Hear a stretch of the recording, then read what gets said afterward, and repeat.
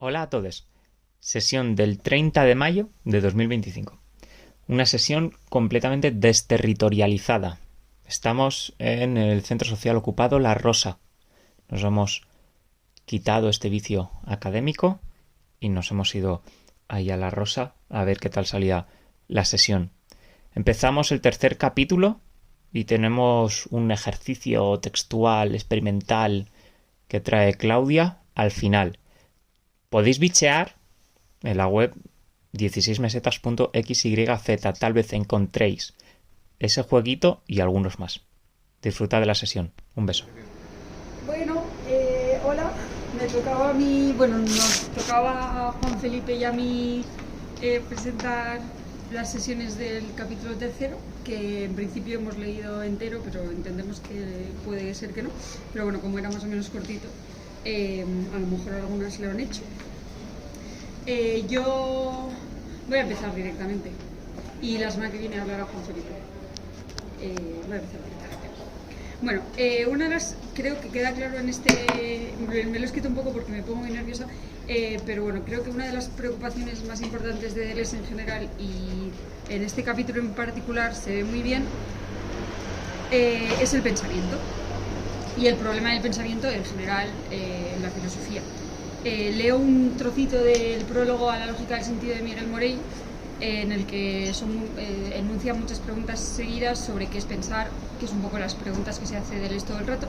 Dice qué es pensar, cómo es posible pensar, alcanzar a pensar, qué ha sido pensado y cómo, en el seno de qué olvido, con qué cuerpo, desde qué instintos, a través de qué instituciones, cuáles son los límites de lo impensado, de lo impensable, con los que el pensamiento no puede dejar de medirse, qué es lo que da que pensar, qué es pensar.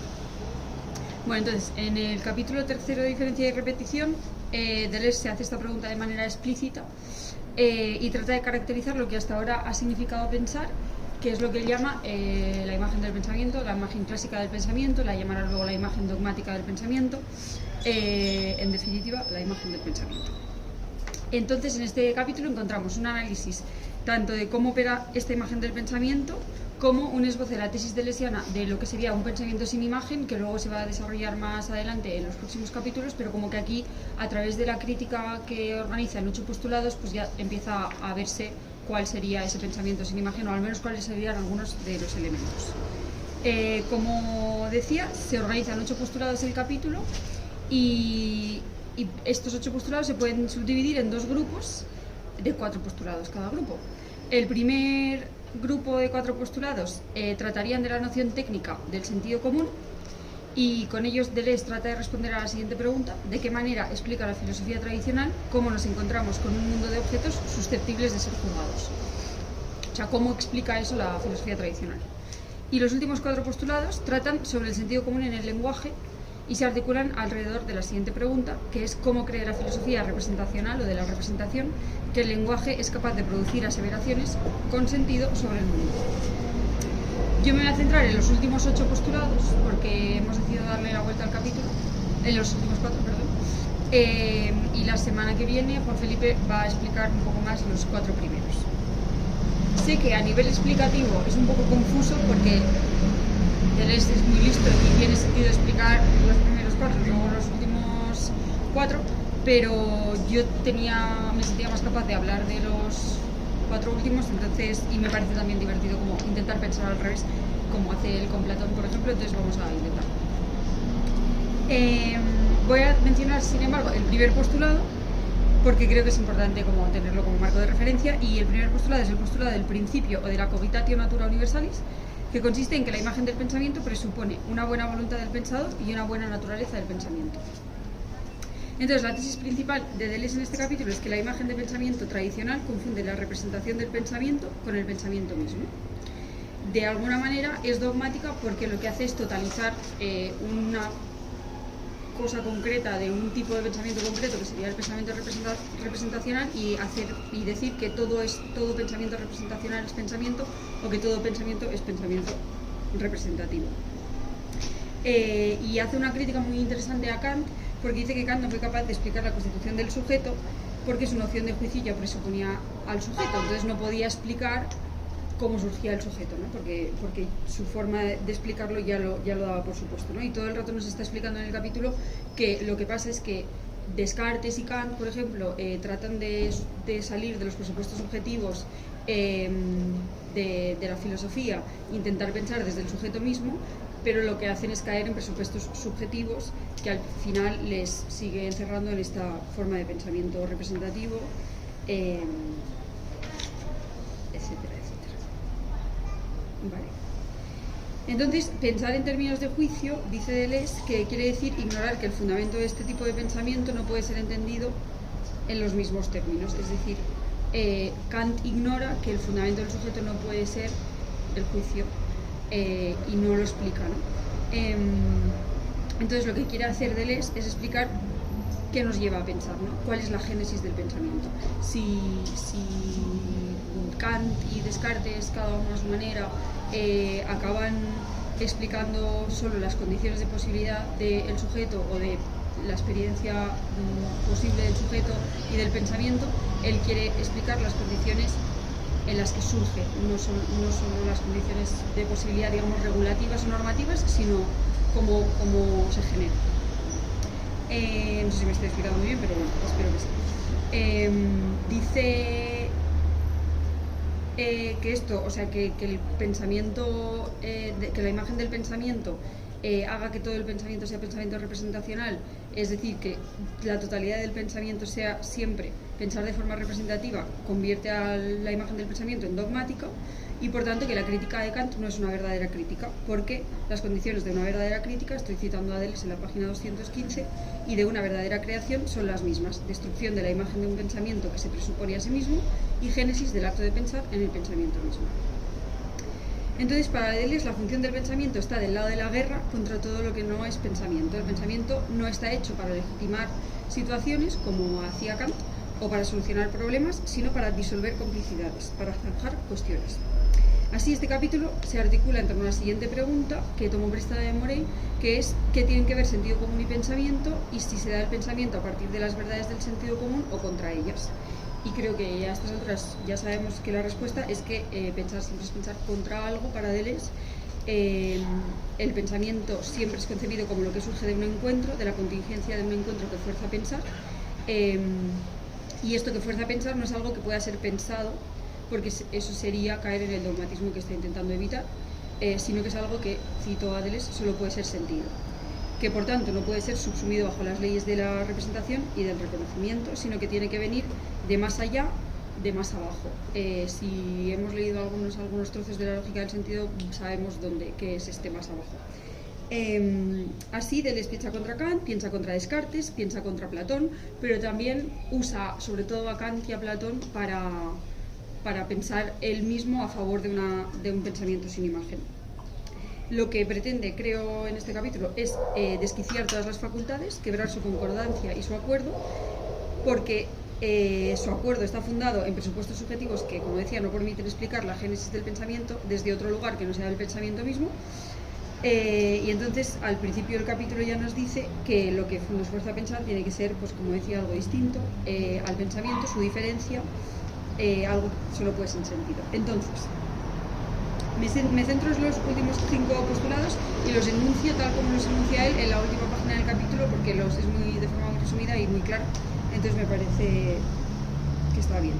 El quinto postulado es el postulado de lo negativo o del error, que dice que el error expresa todo lo que puede ocurrir de malo en el pensamiento, pero como producto de mecanismos externos y nunca como internos al pensamiento, nunca como fundamento del pensamiento. El sexto postulado es el postulado de la función lógica o de la proposición, y dice que la designación es considerada como el lugar de la verdad y el sentido como la duplicación indefinida de la proposición. Luego los explico. El séptimo postulado es el postulado de la modalidad o de las soluciones, que dice que los problemas se calcan materialmente sobre las proposiciones o bien se definen formalmente por la posibilidad de ser resueltos.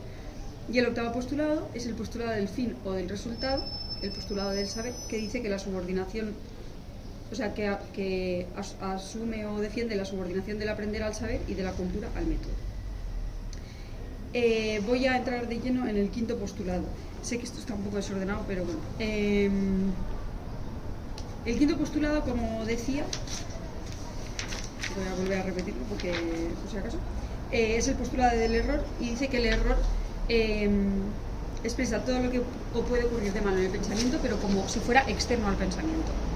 El error, por tanto, en la imagen del pensamiento o la imagen dogmática del pensamiento es entendido como falso reconocimiento. Mantiene intacto el sentido común en la medida en que la confusión se da siempre entre lo percibido y lo que percibo y lo que concibo, lo he dicho bien, y nunca como una confusión entre dos cosas que percibo o dos cosas que concibo. Porque, bueno, lo explico, el error es una especie de fracaso del buen sentido bajo la forma del sentido común que nunca fracasa, es decir, que se mantiene intacta. Lo que falla es el reconocimiento, pero digamos que el sentido común sigue operando para que el reconocimiento pueda fallar y de alguna manera no producir nada nuevo, no crear nada. Si el sentido común tenía que ver con la concordancia de las facultades, algo que explica al principio del capítulo, y el buen sentido con la distribución que garantizaba dicha concordancia, aquí solo se produce un fracaso del segundo. Y en la página 228 pone un ejemplo que está muy bien. Si se puede buscar, si estaría genial.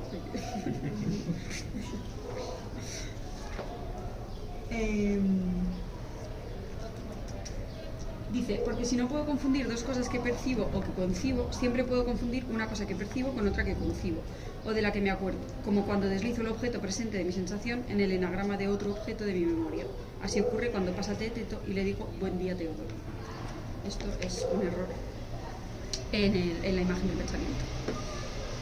Así, todos los demás contratiempos del pensamiento, que no son solo el error, sino también la locura, la maldad o la estupidez, dice Deleuze, son reducidos a la figura del error como producto de mecanismos también externos al pensamiento y no intrínsecos a él. El error en este sentido es, según la imagen dogmática del pensamiento, lo negativo de la cogitatio natura universalis, de la que hablábamos al principio. Entonces, ahora introduzco lo que introduce Deleuze cuando explica el quinto postulado sobre cómo podría ser una imagen sin pensamiento dentro de este marco del error. Entonces, Deleuze lo que dice es que esta imagen, al pensar el error como un hecho arbitrariamente extrapolado a lo trascendental, lo que hace es, como decía, pues, perdón, es que lo he leído mal, pero bueno, lo que hace es hacer que todo lo malo del pensamiento siempre sea fuera de él y por tanto el pensamiento esté basado siempre en esa buena voluntad del pensador y buen sentido del pensamiento, bueno, no sé, algo así. Entonces la imagen dogmática sitúa el error en el plano trascendental y convierte la maldad, la locura y la estupidez en hechos empíricos de una causalidad externa que desvían desde fuera la rectitud del pensamiento. Y dice Deleuze, sin embargo, la cobardía, la crueldad, la bajeza, la necedad no son simplemente potencias corporales o hechas de carácter y sociales, es decir, cosas externas, sino estructuras del pensamiento como tal. Si presuponemos la buena voluntad del pensamiento y la buena naturaleza del pensamiento, la necedad solo podría ser una determinación empírica, y si en cambio asumimos que la necedad nunca es la de otro, sino que es el objeto de una pregunta trascendental, alcanzamos un nivel de radicalidad que, si bien puede parecer peligroso, también nos puede permitir transgredir los límites de la imagen dogmática del pensamiento. Leo una cita en la página 233 que dice: al no ser captadas por un pensamiento que las contempla y las inventa, todas las determinaciones se hacen crueles y malas, desolladas, separadas de su forma viviente, flotan sobre ese fondo taciturno. Todo se hace violento sobre ese fondo pasivo, ataque sobre ese fondo digestivo. Allí se realiza el sábado de la necedad y la maldad. Este es quizás el origen de la melancolía que pesa sobre los más hermosos rostros, el presentimiento de una horrible fealdad propia del rostro humano, de un ascenso de la necedad y de una deformación en el mal, de una reflexión en la locura. Lo que resta por pensar es también lo impensable o el no pensamiento, es decir, el hecho perpetuo de que todavía no pensamos. Y bueno, continúa la cita, pero lo dejamos aquí. Yo estoy simplemente introduciendo los postulados y luego ya hablaremos. El sexto postulado decía... ¿Qué decía el sexto postulado? Que la designación es considerada como el lugar de la verdad y el sentido como la duplicación indefinida de la proposición. La imagen dogmática del pensamiento toma las categorías de verdad y falsidad como definitorias del lenguaje, pero necesita una tercera categoría, que es la del sentido, y esto lo explica muy bien Bertrand Russell, porque las proposiciones falsas también tienen sentido, es decir, no porque digamos algo que no sea verdad estamos diciendo algo sin sentido, ¿no? Entonces en la filosofía del lenguaje de Russell se explica muy claramente cómo la verdad y las proposiciones son susceptibles de ser verdaderas o falsas siempre que tengan sentido, y así el sentido sería la condición de posibilidad de que una aseveración sea susceptible de ser verdadera o falsa. De esta manera, el sentido en el lenguaje funciona de la forma muy parecida a cómo funciona el sentido común en el entendimiento y en el sujeto, porque es su condición de posibilidad. Esto genera problemas porque al final el sentido acaba siendo una proposición también, porque el sentido, según Bertrand Russell, y esto lo digo un poco de memoria porque lo estudié hace 1 año y medio, creo, y no me acuerdo muy bien, pero si yo digo que esto es verdad o que esto es falso, yo realmente estoy diciendo que yo creo que esto es verdad o que yo creo que esto es falso, ¿no? Entonces el sentido sigue siendo, el sentido de mi frase esto es verdadero, es yo creo que esto es verdadero. Entonces yo creo que esto es verdadero es una proposición también. Entonces no se sale de la lógica representacional del lenguaje, de la lógica proposicional.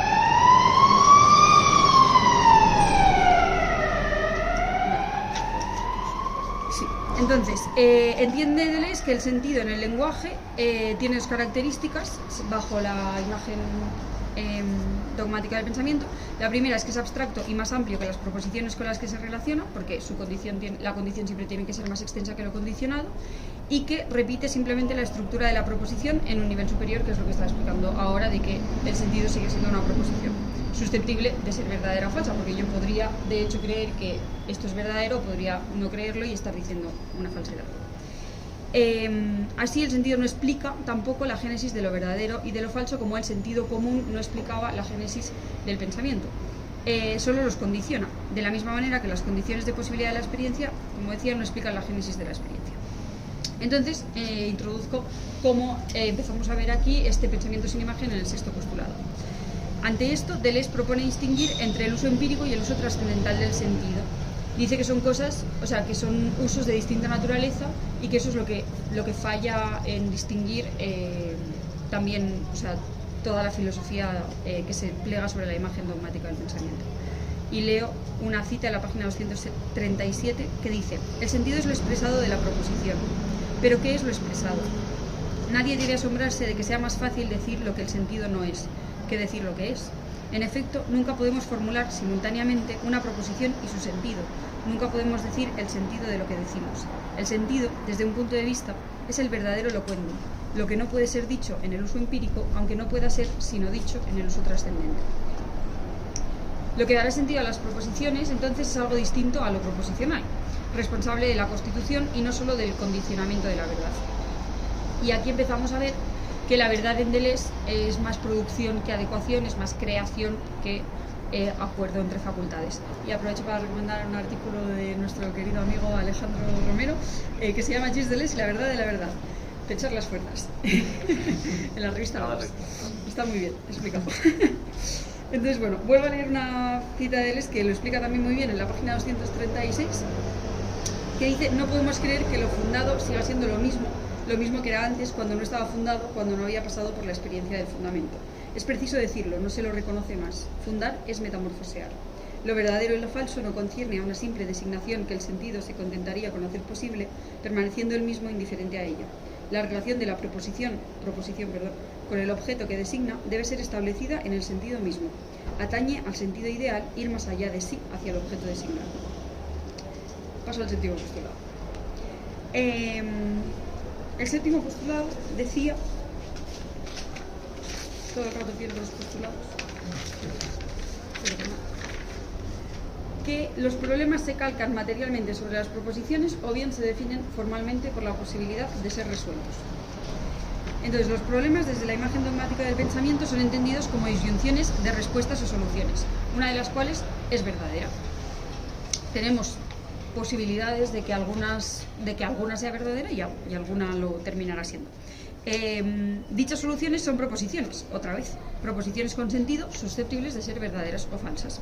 Pero si el sentido deja de ser la condición de posibilidad de la verdad o la falsedad de las proposiciones para pasar a ser lo que produce la génesis del pensamiento, los problemas ya no pueden definirse como un obstáculo que busca ser resuelto, y quien lo consiga será considerado una especie de Hércules, dice Deleuze, me hace mucha gracia, sino que se descubren como el lugar en el que se hace una génesis de la verdad. Estoy citando una producción de lo verdadero en el pensamiento, porque el problema es el elemento diferencial en el pensamiento.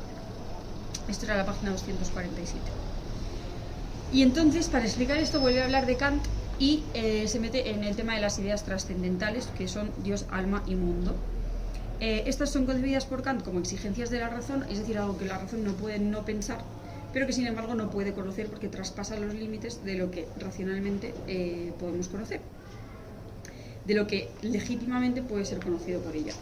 En estas ideas, Deleuze parece ver una excepción a la imagen del pensamiento porque son algo que va más allá de la experiencia posible, que es lo que está intentando delimitar Kant.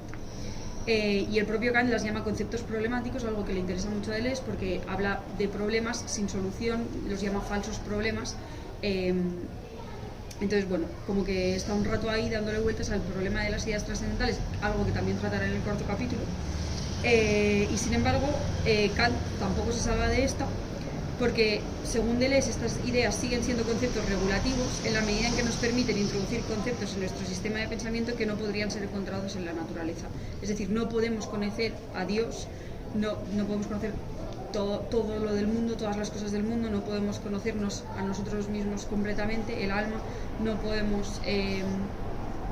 o sea, cuando digo Dios, todas las cosas es todas las cosas y las no cosas. Y no podemos conocer al mundo, que son todas las cosas que son objetos. Así, para Deleuze, como decía, siguen sosteniendo estas ideas trascendentales la imagen del pensamiento en el momento en el que la razón va más allá de la experiencia, porque son formas de traer a la imagen del pensamiento lo que se encuentra más allá de ella. Es decir, al conceptualizar Dios, alma, mundo, está cogiendo lo que está más allá de la razón, lo que está más allá de lo que es legítimamente pensable por la razón, y lo está volviendo a introducir dentro de la imagen del pensamiento. Entonces tampoco Kant habría salido de esta forma de pensar, pero sí que le sirve mucho a Deleuze para constituir su pensamiento sin imagen, ya que la idea, a lo mejor lo sabemos, a lo mejor no, pero es un concepto fundamental para entender a Deleuze en ese sentido. Y paso al octavo postulado, ya termino, que es el postulado del saber, que dice que subordina el aprender al saber y la cultura al método. Entonces, la imagen del pensamiento privilegia el saber como solución a los problemas. El séptimo postulado hablaba de los problemas, entonces todos los problemas se piensan como proposiciones porque se piensan como posibles soluciones. Entonces toda solución es una proposición susceptible de ser verdadera o falsa. Entonces, al final, lo importante no es el problema, no es la pregunta, sino la solución del problema, que es el saber y no el aprender, ¿no? Y ahora lo desarrollo un poco. Sin embargo, dice Deleuze, cuando los problemas no son caracterizados simplemente en términos proposicionales, la situación es más compleja. Y leo una cita un poco larga en la página 235. Dice, el problema o la pregunta no son determinaciones objetivas, privativas, que marcan un momento de insuficiencia en el conocimiento. La estructura problemática forma parte de los objetos y permite captarlos como signos, así como la instancia cuestionante o problematizante forma parte del conocimiento y permite captar su positividad, su especificidad en el acto de aprender. Hay como una abertura, una dilatación, un pliegue ontológico que refiere al ser y la cuestión el uno al otro. En esta relación el ser es diferencia misma. Y bueno, sigue y es muy interesante, pero me paro aquí.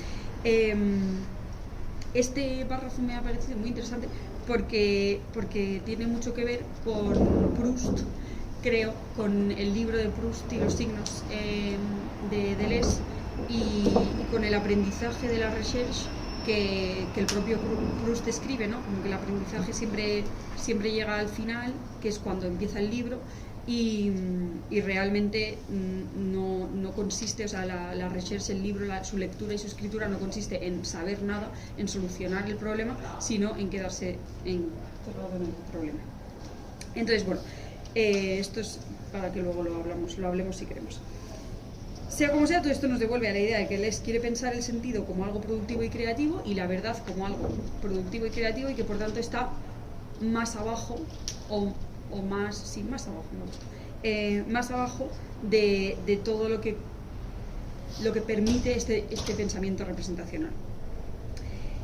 Porque Deleuze está interesado no en lo que regula la imagen del pensamiento, sino en las estructuras que la sustentan.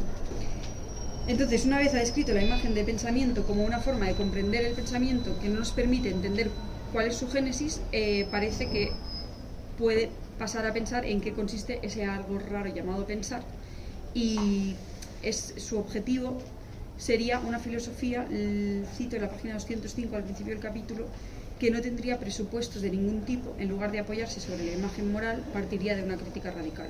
No encontraría su diferencia o su verdadero comienzo en un entendimiento con la imagen prefilosófica, sino en una lucha rigurosa contra la imagen denunciada como una filosofía.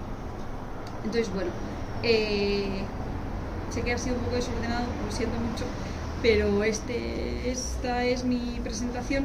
Lo que me ha parecido más interesante, que a lo mejor no he comentado mucho, pero porque no sabía cómo hacerlo, entonces por eso he traído papelitos con cosas escritas encima, es el carácter de sinsentido que necesita el sentido para ser sentido. Entonces podemos hacerlo ahora, podemos hacerlo al final de la sesión, lo que queráis un poco, pero he traído textos absurdos para que leamos, que son de obras literarias que me gustan mucho, y ya está.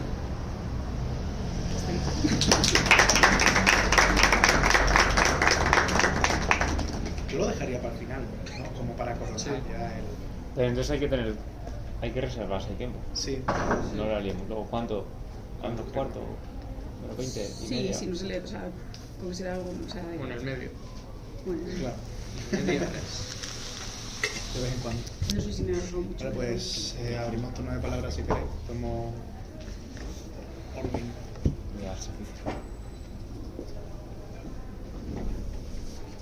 Pregunta, ¿nos centramos en discutir esos 4 postulados que expuso Claudio o traemos en general? Puedes hablar de lo que quieras. Claro, o sea, la presentación simplemente sirve como romper el hielo.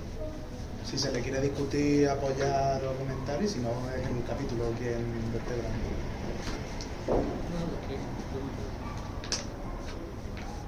Yo recojo una cosa que has dejado ahí de si las ideas son parte, has dicho algo así como, bueno, ya se puede hablar si las ideas pertenecen o no al pensamiento de Alexander, así has comentado. Que a mí me parece muy interesante, aparte del comentario general de que hablábamos antes, de que este capítulo realmente anticipa muchísimos libros de después, porque en el asunto del error y de la locura está el tema de la esquizofrenia y está el antivipo. En el tema del aneurismo trascendental está el pensamiento como creación, de la creación de conceptos de que es la filosofía, está la lógica del sentido, hay muchísimas cosas. A mí me gusta esa apropiación de la idea de idea y de la dialéctica, porque no es donde se queda en la idea. En la página 225 es donde yo me he puesto restitución de la idea, ¿no? Como arrebatarle a Platón ese concepto de idea, y ahí es cuando está, creo que esto pertenece justamente al cuarto postulado, o sea que ya luego me voy a saltar a la torera el tema de comentar los 4 últimos.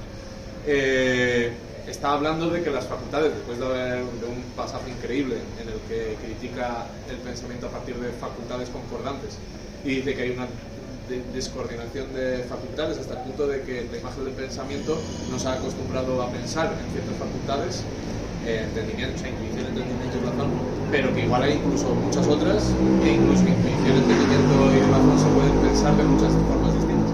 Después de eso, que es un pasaje brutal en el que detalla lo que es el empirismo trascendental, empieza a decir qué significaría un pensamiento a través de facultades no concordantes o discordantes en cierta medida. Y ahí es cuando habla de la idea y dice que las ideas lo que hacen realmente es comunicar las facultades discordantes, comunicar la violencia que impulsa a pensar a cada una de ellas. O sea, las ideas son esas instancias en las que se comunica la intuición y el entendimiento, que en principio serían heterogéneos y no podrían comunicarse, pero se comunican de forma violenta, que es lo que hace pensar una a otra. Y es la idea de los objetos límite, que son los que fuerzan a pensar. Y esos objetos límite sería muy interesante ver en qué consisten. Yo lo entiendo como esos lugares que son posibles pensarlos desde los errores que se les ha atribuido al pensamiento. Pues la locura se le ha atribuido un error, pero realmente la locura te permite pensar los objetos límite del pensamiento y por tanto acceder a esas ideas que comunican esa violencia. Y ya me callo con esto, hay en la página 105 una cita sobre la esquizofrenia que yo cuando leí en la relectura de Diferencia y Repetición flipé porque vengo de leer el Antiedipo, y dice: por un breve instante entramos en esa esquizofrenia que caracteriza la más alta potencia del pensamiento y que abre directamente el ser hacia la diferencia, despreciando todas las mediaciones, todas las reconciliaciones del concepto. Entonces ya está ahí proponiendo todo el tema de la esquizofrenia del Antiedipo. Lo que pasa es que sí que es cierto que aquí en este capítulo no hay ningún contenido político. O sea, yo entiendo que después de esto, se podría ver. Después de esto vendría todo ese vuelco epistemológico sobre la política. Y otra cosa más, y lo de la dialéctica, y lo leo, es un breve fragmento, que está en la página 241. Dice que, al igual que las ideas, hay que recogerlas, hay que apropiarse de ellas y hay que quitárselas a los platónicos. Dice: se descuida lo esencial, la génesis del acto de pensar, el uso de las facultades. Dice: la dialéctica es el arte de los problemas y de las preguntas, la combinatoria, el cálculo de los problemas en tanto tales. Pero la dialéctica pierde su propio poder y entonces comienza la historia de su larga desnaturalización. O sea, la historia de la filosofía ha sido una historia de la desnaturalización de la dialéctica como arte de la problemática, que le hace caer bajo el poder de lo negativo hegeliano, ¿no? O sea, que cuando cae bajo la negatividad, cuando cae bajo Hegel, la dialéctica ya se ha desvirtuado totalmente. Esto a mí me llamó mucho la atención. ¿Querías hablar tú? Yo tengo un comentario y luego una pregunta a raíz de ese comentario. El comentario es que estoy siendo ordenado, no sé por qué reís. Parece que voy a matar a alguien. A la imagen del pensamiento. Primer comentario. No sé si no hay política en este libro. El comentario tal vez más digamos explícitamente político es cuando Deleuze dice que la tiranía consiste en digamos quitarnos el derecho a los problemas, y en este sentido creo que el proyecto del empirismo trascendental es máximamente político y no sé si decir democrático o anárquico, en el sentido de que a quién se le devuelven estos problemas, o sea, al pensamiento mismo, no a un grupo de sujetos concretos. Es un tema interesante a discutir, que creo que se relaciona bien con mi pregunta, mi problema, que tiene que ver con la introducción de Guattari en la biografía intelectual de Deleuze, que introduce un cambio que creo que no pasa por la mera introducción de la política en Deleuze, pero que sí que me parece que introduce algún tipo de cambio. Y mi pregunta tiene que ver con ese cambio. ¿Por qué Deleuze, punto número 1, no vuelve a mencionar el empirismo trascendental jamás? No, jamás, nunca más. O alguna vez, pero de forma muy secundaria. Tal vez sigue ahí, pero mi pregunta es cómo sigue ahí y por qué, sobre todo, incluso si habla de empirismo trascendental, no habla de ideas, y de hecho empieza a hablar de conceptos, que parece que es todo lo contrario. En este libro, de hecho, lo proponen frontalmente. Y no solo habla de conceptos en vez de ideas, sino que aquí está proponiendo un pensamiento sin imagen, y al final de su vida escribe 2 libros y tiene 4 años de seminario larguísimos sobre las imágenes. ¿Qué cambio ha ocurrido ahí? ¿Es un mero cambio terminológico? ¿Cuál es la diferencia entre las ideas y los conceptos? Es decir, ¿es lo mismo dicho con otras palabras? ¿Son opuestos, como parece decir aquí Deleuze? ¿Cambia Deleuze de postura de alguna forma? ¿Es el Deleuze de este empirismo trascendental primero distinto al Deleuze del esquizoanálisis? Esas son mis preguntas, problemas. La siguiente estaba Clau, pero no sé si porque ella lo pedía. No, le estaba diciendo que no. Yo me había pedido la palabra. Así que viene muy bien. Habla de empirismo trascendental. Al final de su vida, pocos meses antes de morir, escribe una cartita rara a modo de como artículo raro, la inmanencia, dos puntos, una vida, punto suspensivo. Y es donde verdaderamente dice: toda la vida lo que he hecho ha sido poner en práctica lo primero que dije ya, que fue el empirismo trascendental. Un primer libro que todo el mundo en Francia odia y dice: este es un fantoche, este libro no importa a nadie. Hasta que saca Nietzsche y el Nietzsche dice: güey, este chaval sabe cosas, vamos a leerlo. Pero nadie luego lee el empirismo trascendental, aunque está en todos lados, está en todas partes. Y que hable de la imagen es curioso porque, lo comentaba antes con Fer en la puerta, pensamiento sin imagen lo veo, no un calco, pero sí que lo veo como una peregrinación del cuerpo sin órgano, de un cuerpo vacío, un cuerpo sin imagen, llega a decir en el Antiedipo, que todavía es un concepto que está peregrinando. Pero un pensamiento sin imagen, un cuerpo sin imagen, y luego habla de la imagen tiempo y la imagen movimiento que está pasando ahí. Claro, verdaderamente, del mismo modo que él no quiere que nos arranquemos los pulmones, tampoco quiere que dejemos de usar las imágenes. De hecho, quiere que usemos las imágenes de otro modo. O lo que propone es emplear las imágenes de otro modo, ¿no? Orientar, disponer las imágenes desde su propia potencia, el cuerpo desde su propia potencia, que en este caso sería su carácter de movilidad, porque no es una representación la imagen, y ahí la está desquiciando, la está sacando de su hueco, que en este primer estadio parece que un pensamiento sin imagen debería de ser un pensamiento sin representación, pero es que el pensamiento sin imagen de pensamiento, es un pensamiento sin la imagen del pensamiento, sino una imagen dogmática, que no es tanto una representación estática, sino una representación extática con X, que se sale, que se mueve. Dice: bueno, pero entonces tan representación fija no es. Y en lógica del sentido está la génesis estática ontológica y la génesis estática lógica, si no me equivoco. Son dos series que están seguidas 28, una cosa así.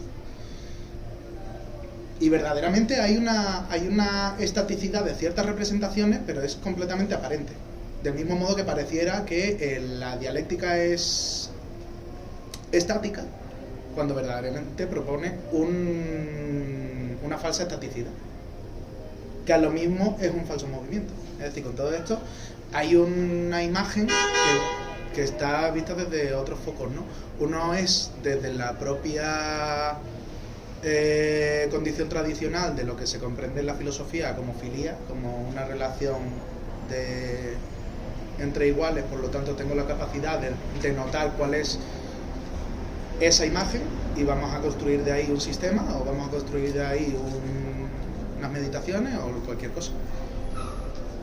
Y luego hay una alianza, otro concepto, es que aquí está como condensado un montón de conceptos que luego va explotando. El concepto de los demonios, que en mis mesetas habla de la alianza demoníaca, muchísimo. Viveiro de Castro lo recoge como que no hay una relación de filiación, porque eso, después de capitalismo y esquizofrenia, es reproducir el Edipo, es tratar en una relación de o bien de amigo o bien de familia, que es una estructura a romper. Pero sí está la de... Aquí habla de contrato en alguna ocasión y luego ya hablará de alianza, que no necesariamente tenemos que estar en un estatuto que ya viene dado y por lo tanto tenemos que cumplirlo, sino que lo vamos acordando, lo vamos concordando, vamos realizando nudos, ¿no? Que también lo hablan en algunos lados. Y luego a mí, y ya paro porque estoy hablando mucho, pero a mí lo que me ha gustado al principio del capítulo, que habla de que juzgarle a la imagen del pensamiento es juzgarla según su derecho, que lo dice muchísimo, pero no según sus hechos. O sea, no es tanto qué produce esa imagen del pensamiento, que sería esto se conduce esto y esto está mal, la implicación, bla bla bla, eso a él le da igual. No le da igual, pero como no es el objetivo, no es el telos hacia donde hay que ir a cambiar las cosas, ni tan siquiera los principios de donde emanan, sino cuál es la estructura legaliforme que está comprendiendo, que está constituyendo a esto en cuanto que tal. Y ese es el problema. El único problema en filosofía solamente hay uno, que son todos. Que solamente hay uno y es el problema por el comienzo del pensamiento. Aquí lo digo. Y ese problema es un problema de derecho. Y acude a Kant todo el rato, porque Kant es el señor de los derechos, al final. Toda su filosofía es jurisprudencial y legaliforme. Entonces, como muy, muy bonitas. Y horrible. Siguiendo precisamente con esto, creo que el punto de unión entre diferencia y repetición, hay muchos puntos de unión entre diferencia y repetición, y después Gilles Deleuze y Félix Guattari, ¿no? Pero creo que uno es esta pugna por un pensamiento sin representación, porque en el antiedismo la cuestión de la metáfora también habla de que la metáfora no tiene representación, y ahí hay todo un tema que une diferencia de repetición y el antiedismo. Pero al mismo tiempo yo creo que la unión entre Deleuze y Guattari sí que trae cosas nuevas que a lo mejor en diferencia y repetición no estaban, y a lo mejor lo de los conceptos es una de esas cosas. En diferencia y repetición se desechan los conceptos, y la cuestión principal es son las ideas, y cómo hay una fuerza que violenta a través de las ideas las facultades, y hay una discordancia concordante pero sin sentido común, ¿no? Pero claro, al final de su vida, con qué filosofía y con el vocabulario, cuando habla del concepto, dice que la tarea de la filosofía es crear conceptos. Y yo creo que hay un punto de diferencia muy sutil entre eso y diferencia de repetición, que es, a lo mejor Gilles Deleuze está pensando los conceptos como esta producción sin representación, y lo está pensando como un punto de unión y de desunión, porque ya no le da tanta centralidad a las ideas, sino que se le da a los conceptos, porque las ideas están ahí. Las ideas no se pueden crear, pero sin embargo los conceptos se pueden crear. Entonces dice, cómo la filosofía se relaciona con los problemas es a través de la creación de conceptos, que no es que solucionen el problema, sino que lo vayan determinando un poco más. Ya está, simplemente eso.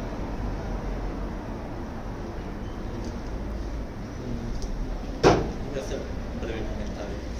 De lo de la imagen del pensamiento hay como bastantes debates en conversaciones. En conversaciones y en diálogos, no sé en cuál de los dos dice que la tarea de la filosofía es construir una nueva imagen del pensamiento. O sea que está bastante dudoso. Yo creo que tiene que ver sobre todo también con una idea que aparece en el libro de Bacon, que es que un pintor nunca puede pintar en blanco. La idea, ojalá, es que el lienzo fuese un desierto, pero no lo es. Nuestros prejuicios ya habitan. Entonces yo creo que hay como esa transición de, al principio Deleuze se flipa un poco, no dice sin imagen, ¿no? Sin nada, pero ya ve que es imposible. Entonces, al revés, en vez de sin imagen, con muchas imágenes, ¿no? Construyamos una pluralidad, y de ahí el concepto de diagrama, ¿no? Hagamos un punto y que el azar nos lleve a comienzos, a múltiples comienzos. Y luego, sobre lo de los conceptos y lo de las ideas, yo creo que es más casi una distinción terminológica más que de otro lado, porque las ideas en diferencia y repetición siempre están asociadas a lo virtual, y esa conexión entre lo virtual y lo actual se va a mantener. De hecho, el empirismo trascendental va de eso, ¿no? De lo empírico no agota lo trascendental. Siempre hay algo trascendental, hay algo más allá que puede producir siempre cosas nuevas, y eso es lo virtual o las ideas en diferencia y repetición. Entonces, digamos que yo creo que es más una cosa terminológica de empezar a utilizar conceptos, porque en diferencia y repetición, concepto está asociado a representación, cosa que luego no. Y eso. Y luego, simplemente un apunte sobre el capítulo. Yo creo que la clave de todo lo que comentó Claudia está en esta idea de que Deleuze se queja de que la representación calca lo trascendental de lo empírico. Es decir, coge, lo que ya está dado, por ejemplo, en el caso político, ¿no? Habláis de la política, la Iglesia, el Estado, eso es algo empírico, y dice, esto es lo trascendental. Por tanto, el pensamiento solo puede reconocer Porque el momento en que haces de lo empírico algo trascendental, ya no puedes crear nada nuevo, porque todo ya está dado. Y si todo ya está dado, el error es el mayor enemigo, porque ya todo está dado, entonces descubro erróneamente lo que ya está dado. Y de ahí también, por ejemplo, el último postulado, es decir, la idea de que llegas a un final. Si todo está dado, entonces el conocimiento consiste en llegar a una verdad. Todo eso se desecha, lo empírico, lo que ya está dado, simplemente es un caso más de esos problemas, ¿no? De esos problemas virtuales que todo el rato están generando novedad. Y esa es toda la lucha, ¿no? El pensamiento crea, no reconoce. No hay algo dado, hay algo que se tiene que producir, hay una génesis del pensamiento. Y simplemente Yo tenía dos comentarios muy rápidos. Si quieres hablar tú antes, ¿no? Vale. Porque uno me ha venido a la mente inmediatamente después de terminar Jesús de hablar, y es que me ha sonado, mis comentarios van a ser problemáticos, como puede ser problematizantes, como se diga. Me ha sonado extraño lo de que los problemas no se crean. Perdón, las ideas, has dicho, las ideas no se crean, pero Deleuze aquí identifica ideas con problemas y literalmente dice que los problemas no son datos, no están dados, y define la necedad o la estupidez precisamente como la ineptitud para construir problemas, para construir un problema en cuanto tal, como tal. Simplemente por problematizar eso de que las ideas no se crean y ya están ahí. La dialéctica sería precisamente el arte de crear problemas, proponer problemas, lo cual creo que también problematiza una cosa que ha dicho Milo y que ha dicho también en otras sesiones y que yo le he comprado totalmente, que es que solo hay un problema. Claro, si solo hay un problema, pues somos necios hasta el fondo y ya está. Es decir, no podemos construir más problemas, no podemos plantear más problemas. Nos está diciendo Deleuze precisamente que lo que hay que hacer es, no hay que hacer otra cosa que construir problemas y más problemas y más problemas, porque claro, es verdad que a lo mejor deja de buscar la palabra idea, pero la palabra problema, en que es la filosofía, está muy presente. A lo mejor simplemente desecha la palabra idea, como dice Alejandro, por cuestiones terminológicas y porque efectivamente es muy confuso utilizar la misma palabra que Kant utiliza en un sentido muy concreto y Platón en otro muy distinto, etc. Sí, bueno, iba a decir que me parecía interesante es un poco redundante, pero para lo que ha dicho, o sea, el tema de las ideas me parece muy interesante lo que dice sobre Platón, ¿no? Y cuando explica la teoría de la resistencia de Platón en este capítulo, y también parece que se lo está intentando salvar, ¿no? O sea, como que hay dos momentos en los que dice Kant casi, pero al final la caga, ¿no? Y Platón hace lo mismo, ¿no? Porque al final el problema que tiene Platón es que tiene otra, o sea, el plano inferior o superior de lo que está pasando en el plano empírico es un calco, ¿no? O sea, que realmente es al revés, ¿no? Pero es un calco. Entonces él dice, la idea estaba bien, perdón por usar ese término, no, pero como que estaba bien pensado, pero la forma es calcada, entonces eso impide la creación, porque es todo el rato, o sea, es libre diferencia y repetición, es todo el rato cómo vamos a pensar la diferencia en sí misma, ¿no? Cómo vamos a salir del plano de la representación, que lo único que hace es volver a subsumir lo diferente en lo mismo. Entonces, por eso no me parece, pero ya te lo han dicho, y entonces por eso digo que es redundante, porque me parece que el concepto de idea que usa aquí Deleuze, llámalo patata, como te gusta a ti decir, ¿sabes? O sea, es el fondo, digamos, pulsional, material, de singularidad que está allí, ¿no? Y que se crea porque tiene que haber algo que lo sienta, ¿no? De alguna forma, porque dice además, o sea, lo que genera el pensamiento es algo que solo puede ser sentido, ¿no? Entonces, lo que sientes, entiendo que son las ideas que están allí, pero que no son ideas que están allí como ya constituidas, como sí pasa en Platón, ¿no? Que está el bien en el mundo y el bien de verdad en el ámbito suprasensible. Pero es muy interesante, o sea, a mí me parece muy interesante como pensarlo desde Platón, y me parece muy interesante en general como Deleuze piensa, ¿no? Como con sus contemporáneos o con sus filósofos, pero siempre contra ellos, ¿no? Y coge lo que le interesa, y no sé hasta qué punto eso sigue o no sigue en capitalismo y esquizofrenia porque no lo controlo para nada, pero me parece que ontológicamente, o sea, como que la base ontológica de Lesiana no se acaba de romper del todo. Yo le quiero seguir dando más vueltas a esto. Yo creo, vamos, que por lo menos estoy entendiendo que estamos mareando lo que hay en las páginas 220-21 y 225. En la 220-21 es cuando define el empirismo superior, y voy a volver a decir lo que he dicho antes, que es el tema de qué significa el empirismo trascendental según la exposición que ha hecho de las facultades. Todos entendemos que la intuición en Kant, ¿qué resuelve el problema de la facultad de la intuición? Lo que resuelve el problema de la facultad de la intuición es el hecho de descubrir que existen formas a priori que se dan en todo objeto. O sea, una cebolla, un edificio y el sol comparten el hecho de ser espacio-temporales. Son las formas a priori que nosotros proyectamos sobre los objetos. Ahora, eso resuelve, para Kant, la incógnita de la facultad de la intuición, y el entendimiento va a ser resuelto con las categorías, o sea, con las formas a priori universales que están en todo concepto.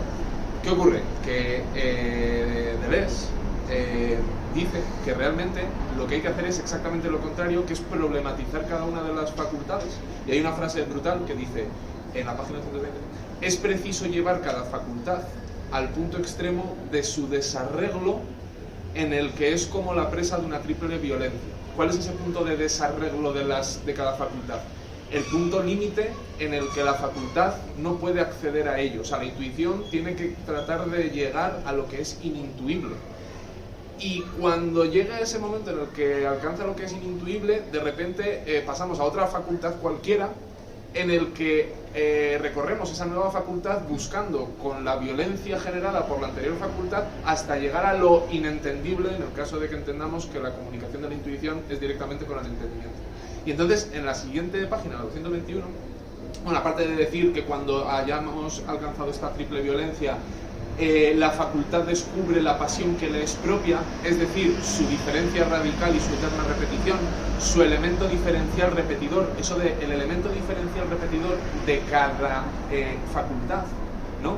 Es lo que va a permitir sacar a las facultades kantianas de la imagen del pensamiento tal y como la entendemos y abrir el empirismo trascendental.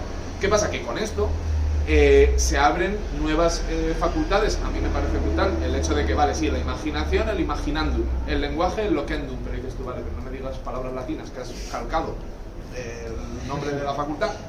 Y dice, pero quizás haya otras. La vitalidad, cuyo objeto trascendente, porque la idea es el objeto trascendente, cuyo objeto trascendente es el monstruo. Y tú dices, vale, devenir monstruo, ¿no? La monstruosidad del devenir animal, etcétera, que va a venir posteriormente. La sociabilidad como facultad, que es interesantísimo, cuyo objeto trascendente es la anarquía. O sea, tenemos que llevar cada una de las facultades a ese punto en el que no alcanza la facultad a desarrollarse. En el libro de Bacon dice que realmente la finalidad, habrá otra palabra, pero la finalidad de la pintura es capturar las fuerzas que no son pictóricas y hacerlas visibles. Y la finalidad de la música es capturar las fuerzas que en sí mismo no son musicales y hacerlas musicales. Yo entiendo que eso es una puesta en acto de este empirismo trascendental entendido como facultades hay infinitas, como atributos spinozianos. Hay infinitos. De hecho es que nosotros concebimos dos, pues porque concebimos dos, pero puestos a ver hay infinitos.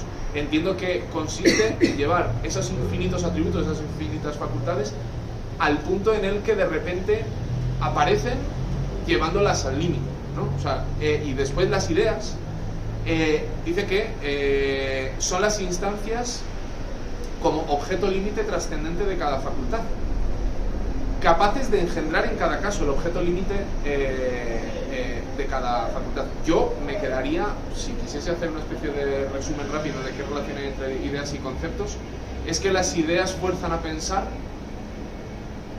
o sea, a producir conceptos. O sea, las ideas problematizan por el hecho de que nuestras facultades son problemáticas y porque nuestras facultades llegan a límites que son infranqueables, pero es a donde hay que llevar esas facultades, y esa violencia que se va transmitiendo, por cierto, de facultad en facultad, es la que permite crear conceptos. O sea, yo ahí no vería tampoco una antítesis o incongruencia.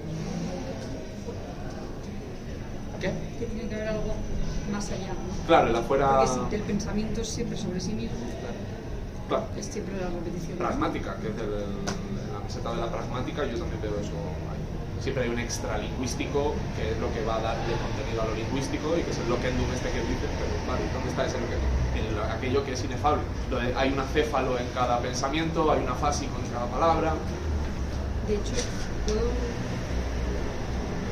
repetir, pero sí, el momento en la página 226-227, cuando empieza a hablar de harto, esto te gustaría mucho, Alejandro, si hubieses llegado a leer.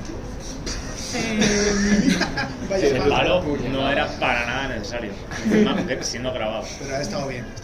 Dice, Artaud dice que el problema para él no es orientar su pensamiento ni mejorar la expresión de lo que piensa, ni adquirir aplicación y método o perfeccionar sus poemas, sino simplemente llegar a pensar algo. Esa es para él la única obra concebible. Supone un impulso, una compulsión a pensar que pasa por todo tipo de bifurcaciones, que parte de los nervios y se comunica al alma para llegar al pensamiento. Desde ese momento, lo que el pensamiento está forzado a pensar es también su hundimiento central, su fisura, su propio no poder natural, que se confunde con la mayor potencia, como con otros tantos robos o fracturas del pensamiento. En todo esto, Artaud persigue la terrible revelación de un pensamiento sin imagen y la conquista de un nuevo derecho que no se deja representar. Es que hasta el pensamiento como facultad se tiene que enfrentar al límite propio de su objeto, trascendente. Eso es Artaud. Artaud realmente es el que mejor lleva la facultad, el problema de las facultades, porque te plantea lo que es impensable. Y la locura, y por eso la esquizofrenia también tiene un privilegio respecto a otros errores.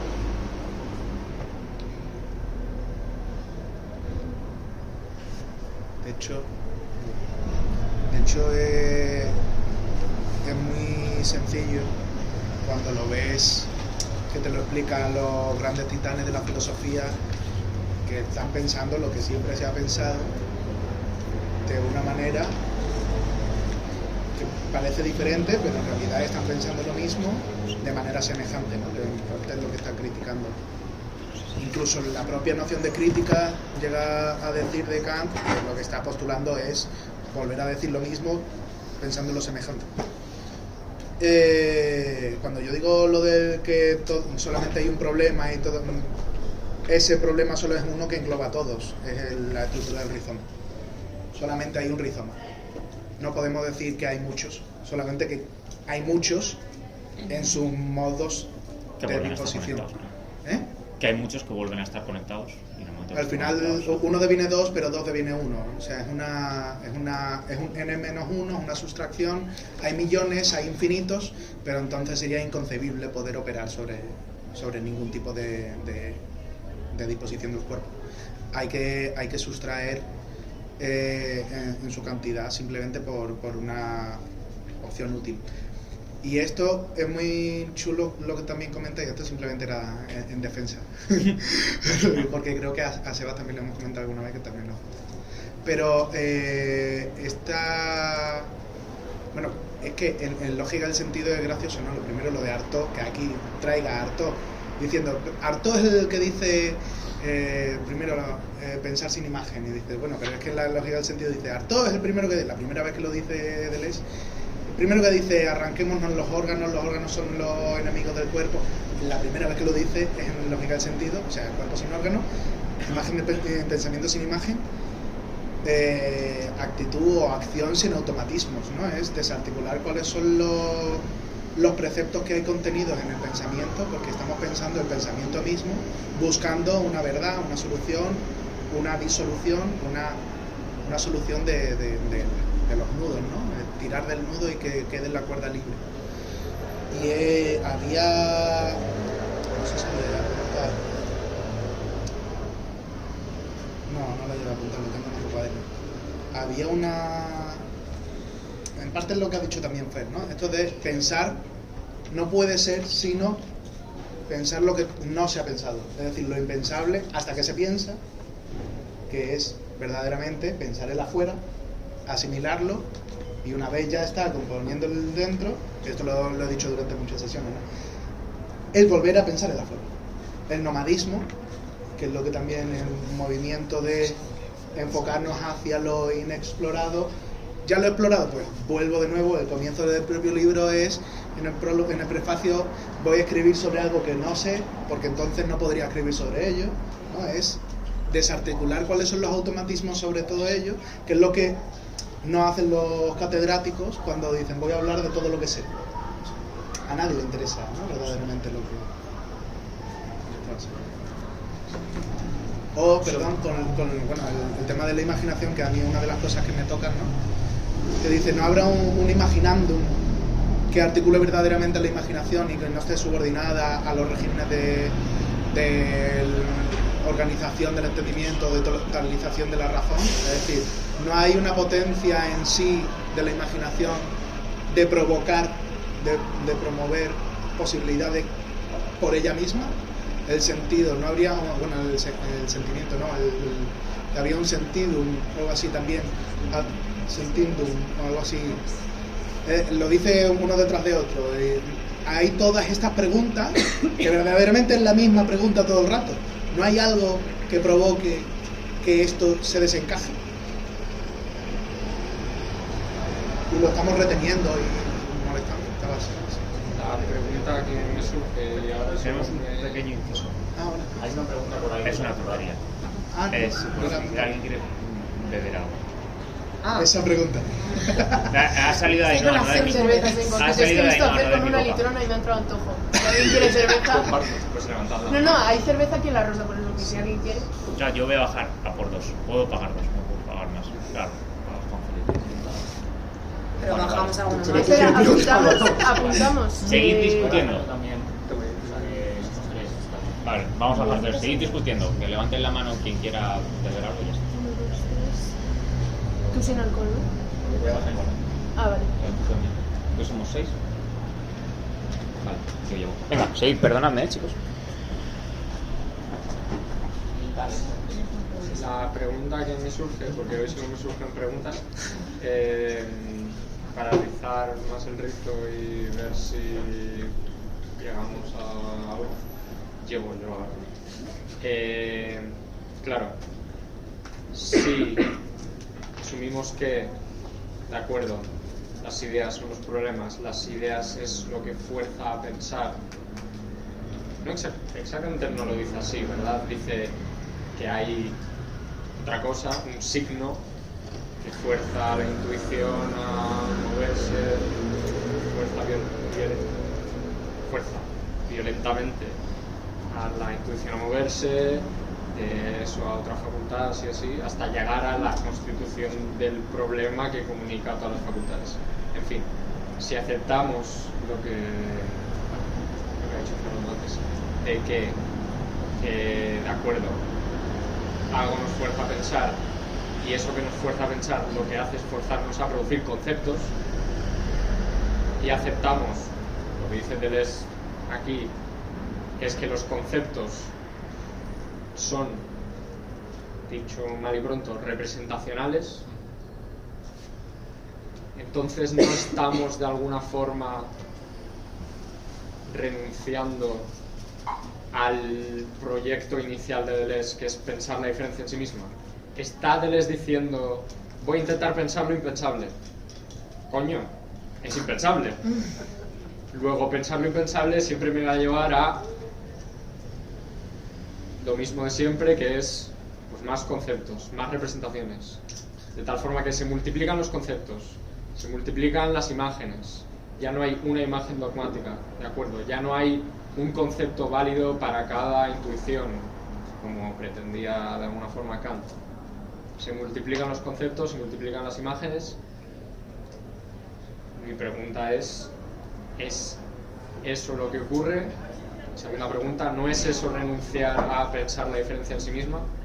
¿Estamos asumiendo que la diferencia en sí misma es lo impensable y que lo impensable coincide con lo irrepresentable? Es decir, que el pensamiento solo es representacional. Para que me tiro por la ventana. Claro, Él lo hizo, pero... pero es lo que me suscita decir Bueno, después. que lo que nos fuerza a pensar lo que hace es forzarnos a crear conceptos. ¿O es que el concepto de concepto ha cambiado de diferencia-repetición a obras posteriores, especialmente, que es la filosofía? Claro.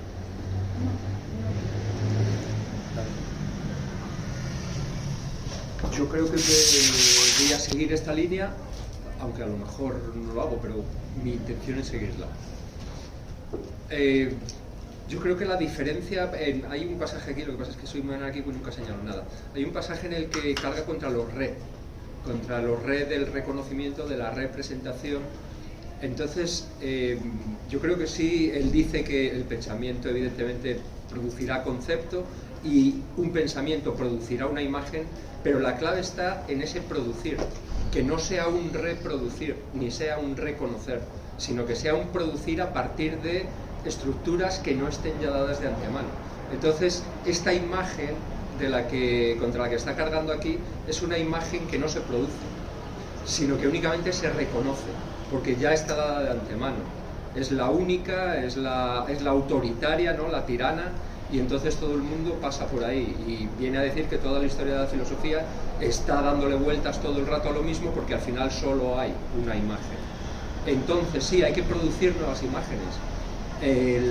No hay que demonizar a la imagen o al concepto, lo que hay que demonizar es al único o al que ya está dado de antemano, porque igualmente puede haber múltiples imágenes o conceptos, pero que tampoco sean producidas, que ya estén dadas de antemano. Entonces, claro, hay que producir, pero ¿a partir de qué? Que eso es algo también que decías tú, y Claudia también ha dicho, ahí ese, me gusta mucho como lo ha dicho, un suelo pulsional, ¿no? O una base, como ¿a partir de qué producir? Bueno, y ahí voy a traer el tema con el que llevo coleando mucho tiempo y todavía no lo he sacado, que es el de Platón. Hace ya 2 capítulos dejamos el tema de la división, el método de la división como verdadero método dialéctico. En aquel capítulo además hablaba muy encendidamente a favor de ese método como el método de la verdadera dialéctica, el método de la división que hay en Platón, en los diálogos que no son platónicos. En el sofista, en el político, en el teéteto, vemos ahí el método de la división como algo que puede producir.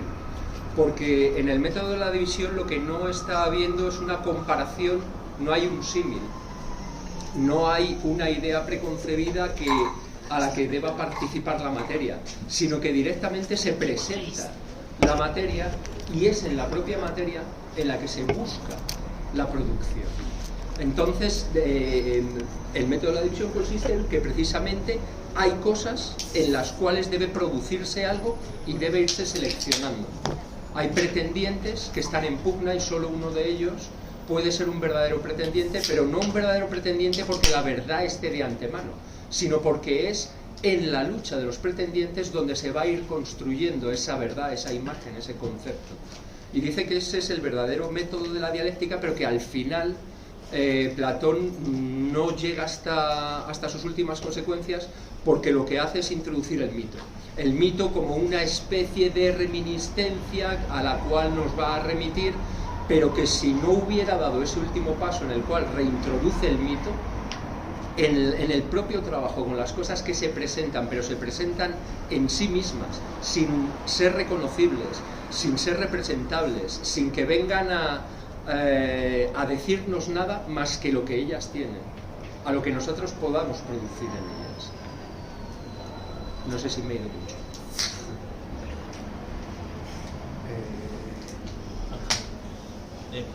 Bueno, ha sido una muy buena intervención. Yo creo que la cosa de la diferencia, entiendo tu comentario y es bastante, yo creo que bastante adecuado y bastante óptimo, porque puede haber ese problema, ¿no? Si piensas el concepto de diferencia en sí misma, estás quedando en un círculo y estás volviendo tal. La cosa en Deleuze, esto también lo discutimos tú y yo creo que al principio, que es la imagen dogmática. Lo que haría sería, a partir de verdades ya dadas, de formas políticas ya dadas, de soluciones ya dadas, y decir, esto es lo que hay, estas son las diferencias, pero son diferencias específicas, diferencias conceptuales. Y Deleuze diría, esto es lo dado, pero nos vamos a remontar a las condiciones de la génesis, es decir, no de las condiciones de posibilidad de experiencia, sino cómo se ha producido esto. Y al final la diferencia en sí misma es siempre ese elemento que produce las identidades. Entonces, todos los elementos ya dados, el Estado, la Iglesia, las verdades científicas de un determinado momento, las obras de arte, los conceptos filosóficos, son un caso de hecho, no de derecho. Y lo que hay que preguntarse es, ¿de dónde sale esto? ¿No? Pues el elemento de Génesis.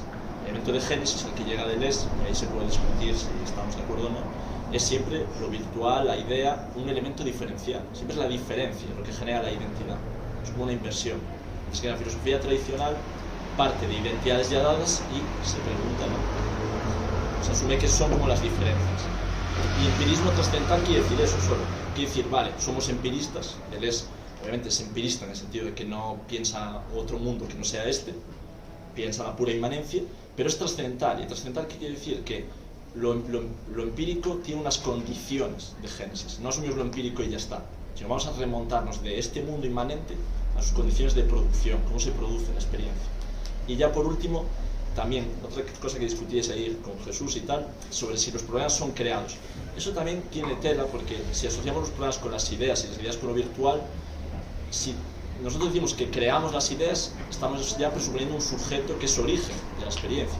Entonces hay que tener cuidado. Sería más bien que los problemas nos crean a nosotros, más que nosotros creemos los problemas. Es decir, que las ideas nos atraviesan de alguna manera, ¿no? Y de esa forma se crea la experiencia y se crea el sujeto. Entonces como que nosotros estamos inmersos en la creación, pero tampoco es que la antecedamos. Es una cuestión un tanto problemática. Y también hay que tener cuidado con la unidireccionalidad. Es decir, que los problemas crean las soluciones, lo virtual crea lo actual, solo de ese camino, porque entonces eso es platónico. Y es la introducción que hace Badiou y toda esta peña. Entonces es como que los problemas nos crean, pero también nuestras soluciones, también nuestros actos, de alguna manera vuelven sobre los problemas y es todo una especie de bidireccionalidad, reciprocidad, porque si no caeríamos en un platonismo de la diferencia. Simplemente hay una idea que crea las soluciones. Solo que en Deleuze es una idea diferencial y en Platón una idea idéntica, pero sería una especie de platonismo. Entonces hay que tener cuidado con esa interpretación. Y eso, simplemente. Pequeño inciso de cobrador del frac. Quien esté viendo salvo el lombo es 1,50 a David ya cuando... ¿A quién hay que...? David. Que lo primero aplaudir el final de la frase de los problemas nos crean a nosotros. Yo estaba diciendo, claro, los problemas se crean. No, los problemas nos crean a nosotros. Claro, lo aplaudo. Los conceptos no son representacionales. O sea, a mí me parece la clave. Los conceptos, como productos de pensamiento, capturan ideas, capturan fuerzas y las vuelven pensables. Pero capturan fuerzas que no son pensables, o sea, que no son en sí mismos objetos de la facultad del pensamiento. E insisto con lo de Bacon. A mí el libro de Bacon es que lo he leído y me ha parecido brutal, me ha cambiado totalmente la perspectiva, porque es aplicar lo mismo, pero en vez de estar acostumbrados a la filosofía, porque el pensamiento es nuestra herramienta, etcétera, aplicado a la pintura. La pintura captura fuerzas y las vuelve pictóricas, pero son fuerzas que en principio no son pictóricas, o sea, son objetos trascendentes de la pintura, pero ahí está la creación, en coger y hacer un objeto trascendente de la pintura. Y ¿qué es eso de capturar fuerzas? Porque fuerzas al final es un término nietzscheano.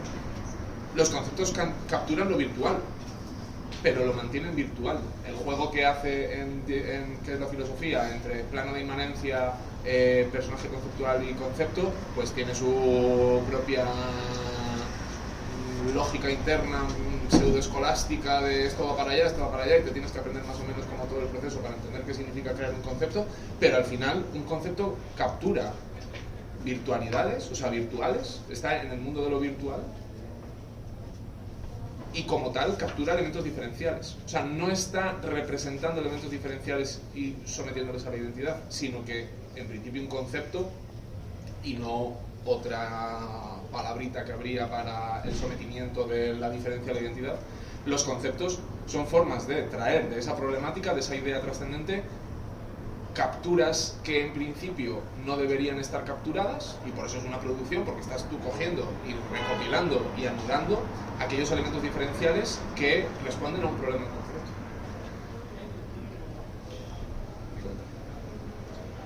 Simplemente quería rescatar, porque no lo hemos dicho y a mí me hace mucha gracia, porque me ha parecido muy gracioso,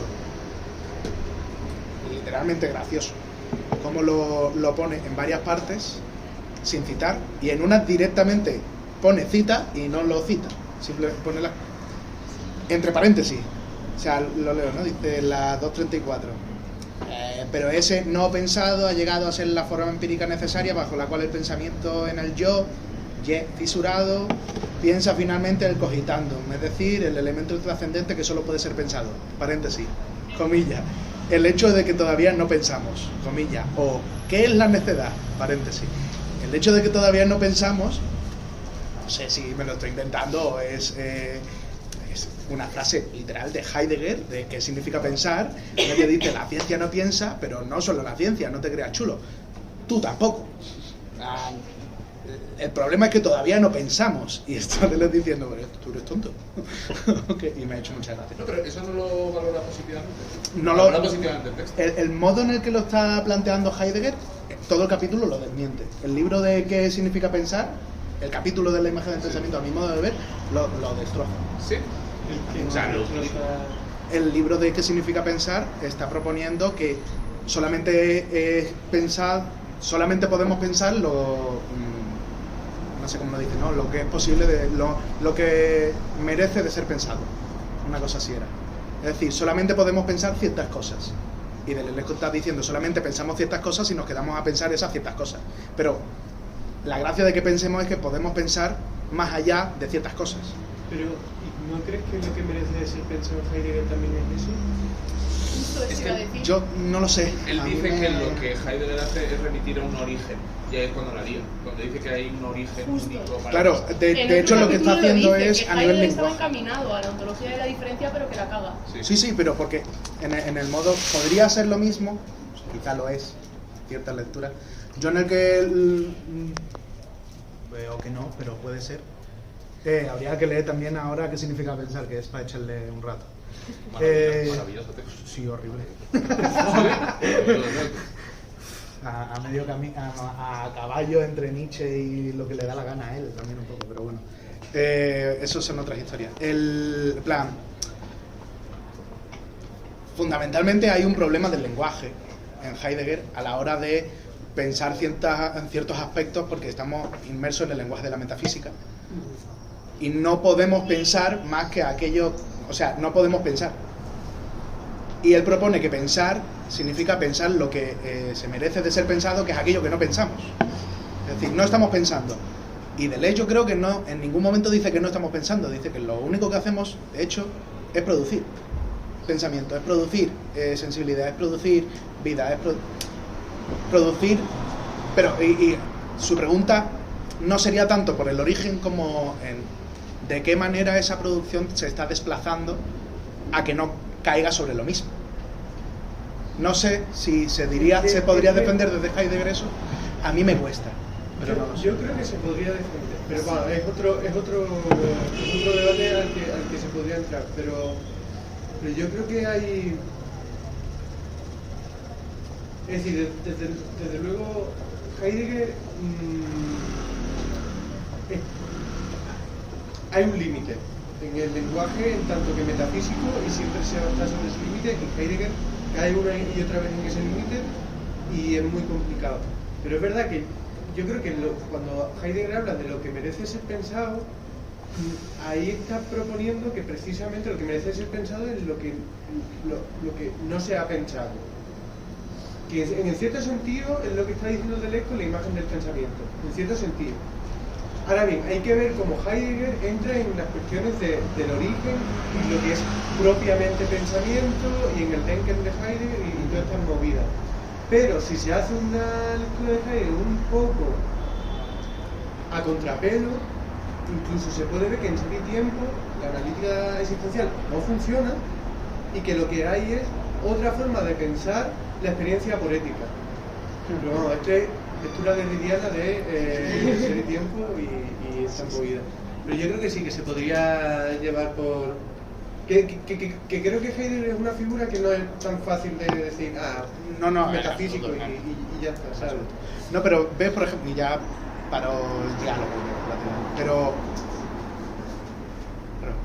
merece de ser pensado y no lo pensamos, y de algún modo lo que se vislumbra de todo el planteamiento heideggeriano es que habría que pensarlo.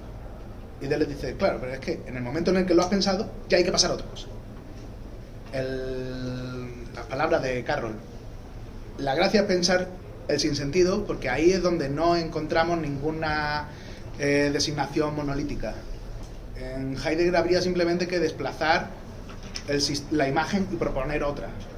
Y dice Deleuze, podemos, que también es lo que decía Alejandro, poner otra imagen del pensamiento. Dice, sí, pero poner la imagen del pensamiento del esquizofrénico no sería tampoco la solución. En el momento en el que la imagen del pensamiento del esquizofrénico se desestructura a sí misma para proponer un cambio de su propia imagen, ahí estamos hablando de otro tipo de imagen del pensamiento, ¿no? Entonces, como que a lo mejor que se podría hacer algún tipo de lectura, pero me cuesta, y creo que, al menos yo como lo he leído, que me he reído a carcajadas esta mañana, lo tengo aquí apuntado Heidegger y no lo cita, que me hace mucha gracia, es que aquí hay algo, ¿no?, que estamos dando por hecho. Simplemente decir, aquí no, nos movemos aquí, pero ¿y el resto? No hay, no sé.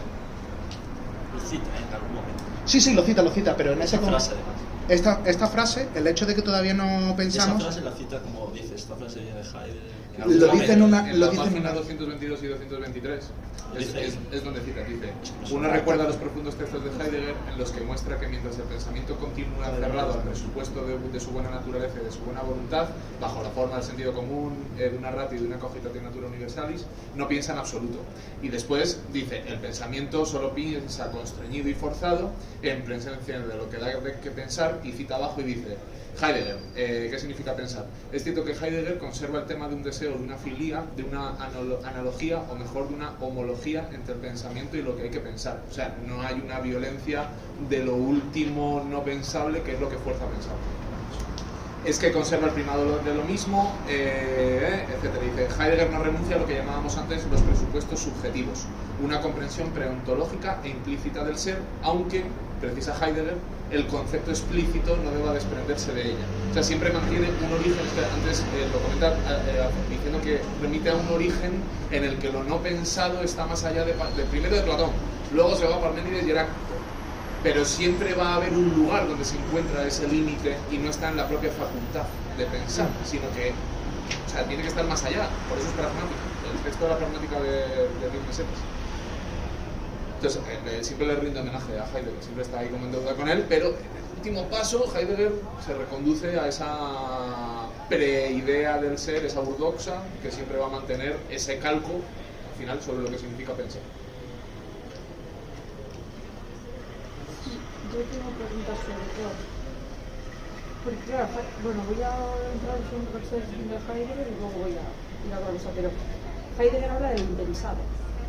Y Deleuze habla de lo impensable, creo. Entonces, o sea, hay cosas que son impensadas porque a lo mejor la imagen estoy especulando, a lo mejor la imagen del pensamiento no nos permite pensar ciertas cosas, al menos no de otra forma, ¿no? De su forma, porque por ejemplo la locura, ¿no? La maldad, ¿no? Todo eso que dice, ¿no? Como que no nos lo deja pensar sino como error. Entonces una cosa es lo que no es pensado desde la imagen del pensamiento, que además yo creo que lo importante de la imagen del pensamiento es que es dogmática.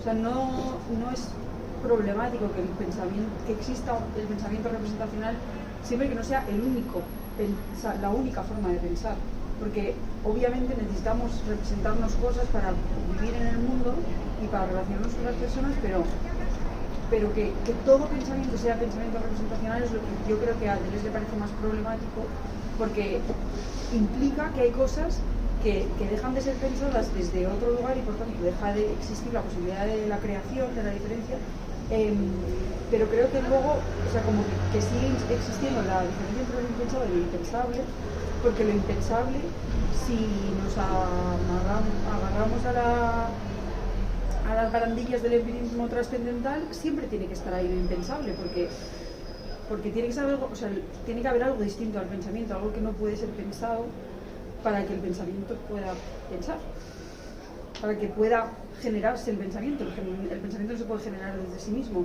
según el empirismo trascendental, ¿no? Entonces tiene que siempre haber algo impensable en ese sentido. No sé. Yo tengo una pregunta que se va muchísimo de esto, que es cómo se relaciona esto con la tercera síntesis del tiempo. Pues está explícito. Lo dice, pero no lo entiendo, o sea, como que lo dice, lo suelta ahí, en 2 frases y entonces no le... ¿Sabes la página? Si podemos entrar en eso en algún momento, me encantaría. No lo sé. No lo sé. Sí, me acuerdo de que en algún momento dice, y esto está hablando de Platón y de la teoría de la reminiscencia, y dice, y esto está como al principio de una página de las que están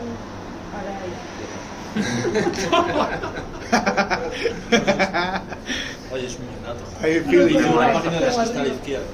Te has quitado.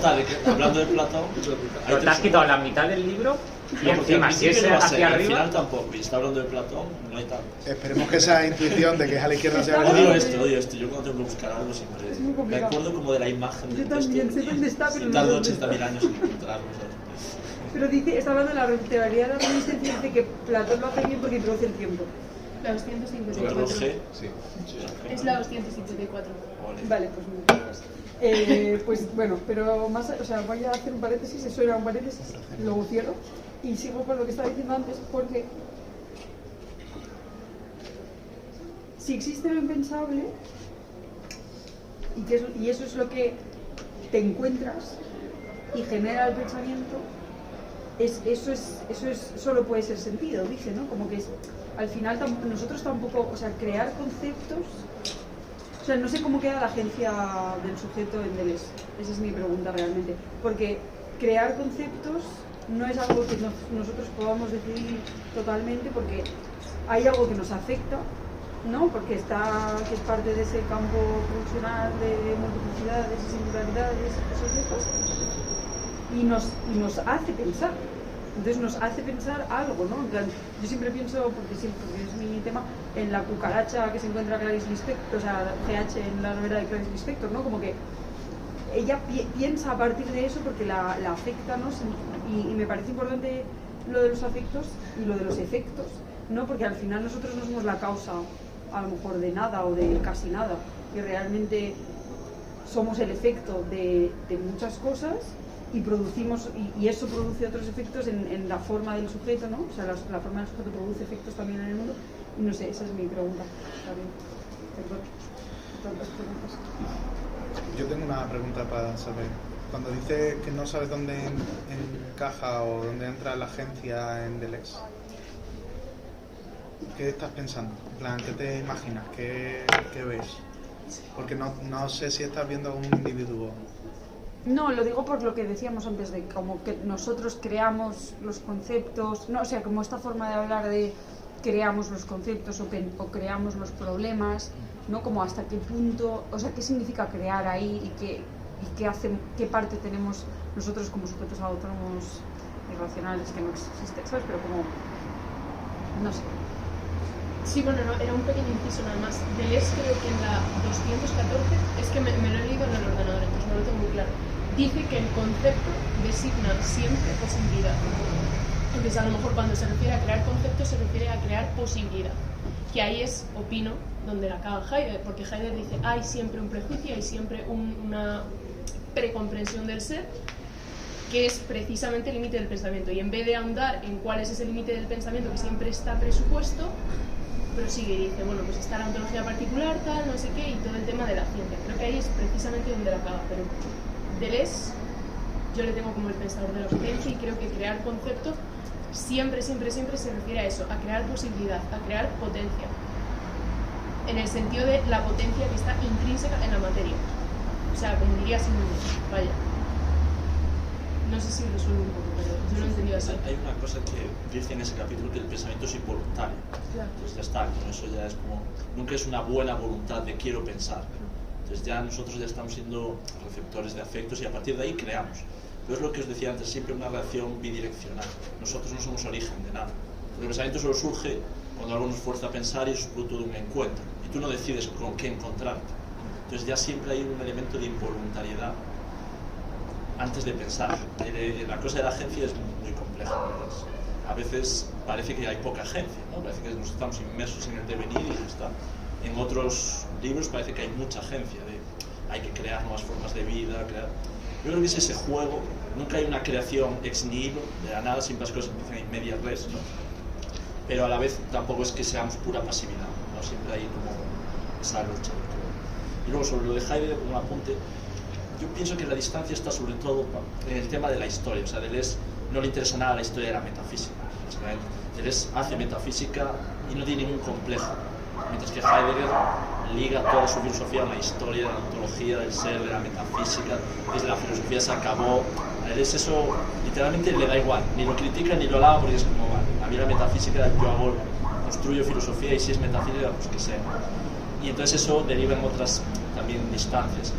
La diferencia de ser y ente, al final de Heidegger, parece muy ligado a la historia, ¿no? A la historia del ser. Eso en Deleuze no tiene ningún sentido, no hay una historia del ser, la ontología no está ligada a una historia de manera determinada. Entonces pienso que las distancias van por ahí, pero luego en todo lo demás hay bastantes parecidos. Fer, y luego lo que comentabas, Claudia, está en la página 219, que cuando dice: la grandeza del concepto de reminiscencia consiste en introducir el tiempo, la duración, el tiempo en el pensamiento como tal. Ahora, lo que dice ahí, lo explico rápidamente, y es que en la página 218 dice, la anterior, solo en apariencia la reminiscencia rompe con el modelo del reconocimiento, o sea, la reminiscencia de alguna manera está rompiendo con el modelo del reconocimiento. Luego en la siguiente dice: la reminiscencia sigue siendo aún un refugio para el modelo del reconocimiento. O sea, esa es la tesis que está tratando en estas dos páginas. ¿Pero por qué? Porque Platón dice, se contenta con complicar el esquema. El esquema, más allá de lo que dice el esquema, que eso hay que entenderlo en profundidad, dice: mientras que el reconocimiento se ejerce sobre un objeto perceptible o percibido, una especie de presente, la reminiscencia lo hace sobre otro objeto que se supone asociado al primero, o envuelto por él, y que requiere ser reconocido por sí mismo independiente de una percepción distinta. O sea, hay una remisión que, he perdido un poco la cita, pero habla de un pasado mítico, o sea, empieza estableciendo un pasado mítico y luego un presente con el que quedaría remitido. Esa es la forma en la que Platón introduce el tiempo, pero como contó David en el libro de Kant y el tiempo, se supone que Kant después es el que introduce el tiempo. Pero ¿por qué digo que esto tiene que ver con lo de la tercera síntesis? Porque dice que Platón está refiriendo el modelo del reconocimiento no a un presente con un presente inmediato, sino un presente con un pasado del cual depende, que ese es el esquema un poco heideggeriano que lleva a Heidegger a pensar el pasado último previo a la metafísica, que fue cuando se fundó la metafísica, etcétera. Es cuando en la 254, que es la última página del capítulo, habla de un nuevo Menón, en el que, bueno, pasan cosas con este, y dice: introduce el tiempo en el pensamiento, que ha dicho que lo ha hecho Platón, pero como forma pura del tiempo vacío en general, que es la tercera síntesis del tiempo. Entonces yo justamente antes de salir de casa, como he leído porque me quedaban 10 páginas y he dicho, voy a leer las últimas 2, me he apuntado a buscar en el PDF de diferencia y repetición la palabra vacía, porque siempre habla de la forma vacía del tiempo, porque siempre que diga vacía, cuando habla del tiempo, de la forma pura, etcétera, está hablando de la tercera síntesis. O sea, yo creo que la tercera síntesis está continuamente, y solamente el modelo de reconocimiento se va a romper si se remite el pensamiento a esa forma pura vacía del tiempo, en una reminiscencia que al remitirlo se vuelve problemática y no dogmática. O sea, que está todo el rato.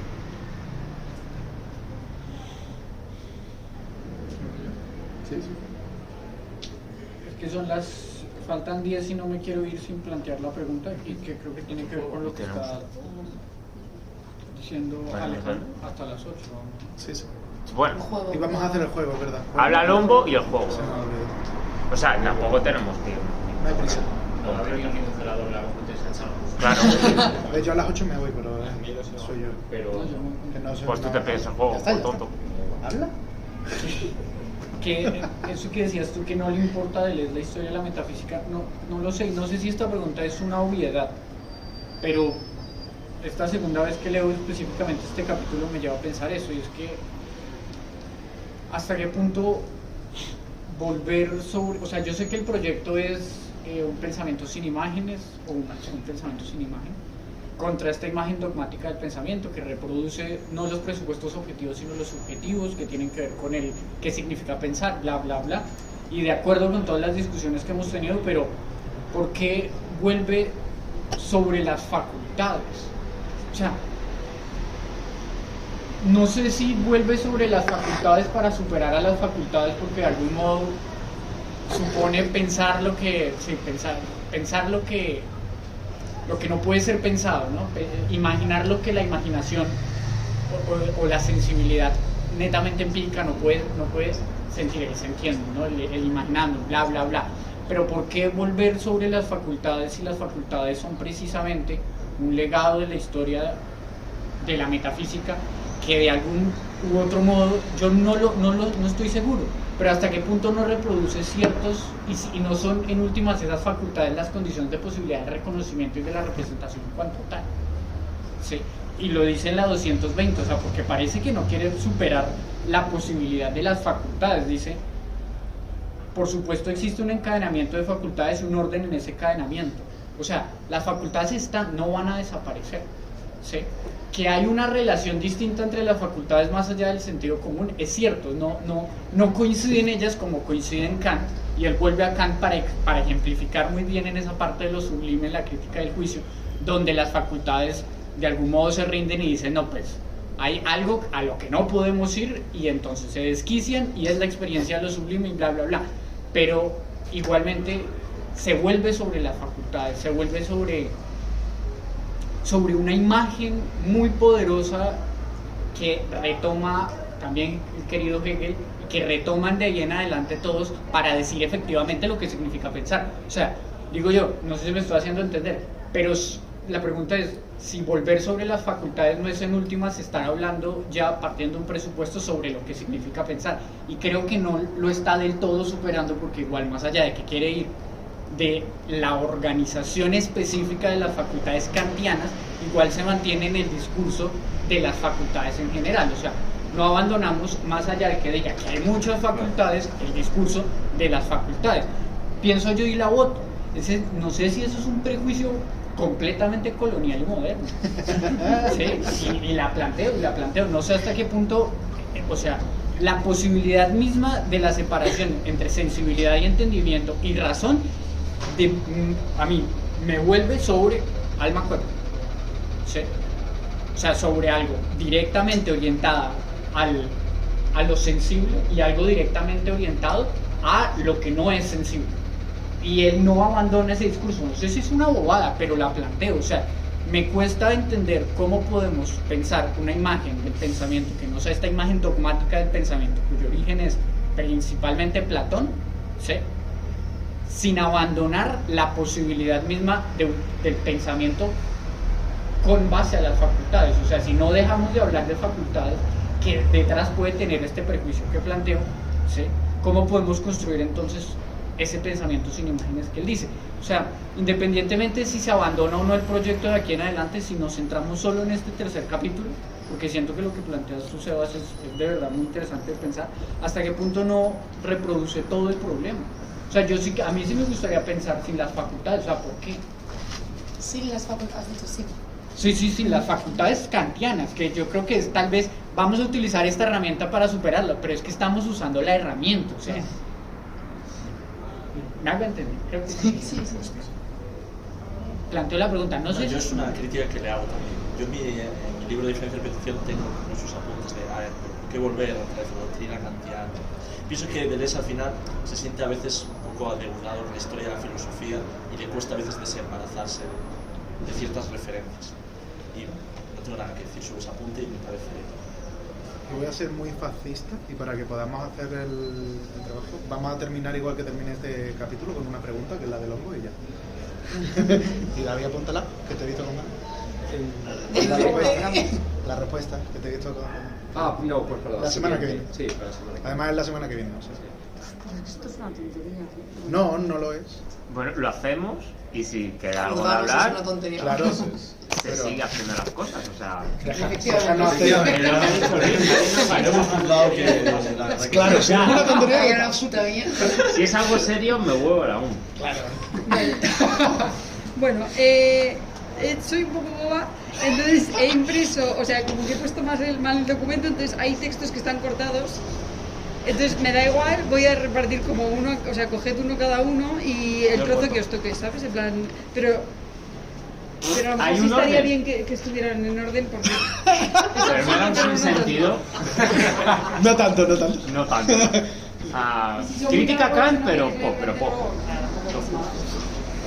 Bueno. No sé. Pues un minuto de una café, un punto miércoles. Pues si yo tengo que estudiar estética en esa alegre, Yo también. es el primero que tengo. No he calculado tampoco Sí, si había para todos. Yo decía primero, digo. ¿Cómo habla de demás? Vale, o sea, están repetidos, ¿vale? O sea, habrá gente que leerá un texto y alguien lo tendrá, porque he cogido como 5 textos y los he impreso 2 veces para que, yo qué sé. Son todo fragmentos de textos literarios que juegan con el absurdo y con el sinsentido, y mi point es que el sentido surge del sinsentido, o que el sinsentido y el sinsentido no están tan lejos, y que cuando decimos cosas que parece que no tienen sentido, realmente estamos diciendo cosas con bastante sentido. Y ya está. Y pues empezar a leer en voz alta, quien quiera. Pero no hay orden, entonces... O sea, así como los he repartido, si queréis. El quinto empieza. El quinto empieza. El quinto Seba, gana. Jesús, Luis. Tony, No, Tony. 1, 2, 3, 4. Empezando desde dónde, esto es un círculo. ¿Y por qué Claudia es el centro? Porque ha repartido El origen. Soy un pobre hombre, majestad. Empezó a decir el sombrerero con voz temblorosa. Y no voy a empezar a tomar el té. No debo hacer siquiera una semana. Y las rebanadas de pan con mantequilla se hacían cada vez más delgadas. Y el titileo del té. ¿El titileo del qué?, preguntó el rey. El titileo empezó con el té, contestó el sombrerero. Querrás decir que el titileo empieza con la T, replicó el rey con aspereza. ¿Quieres que no es ortografía? Sigue.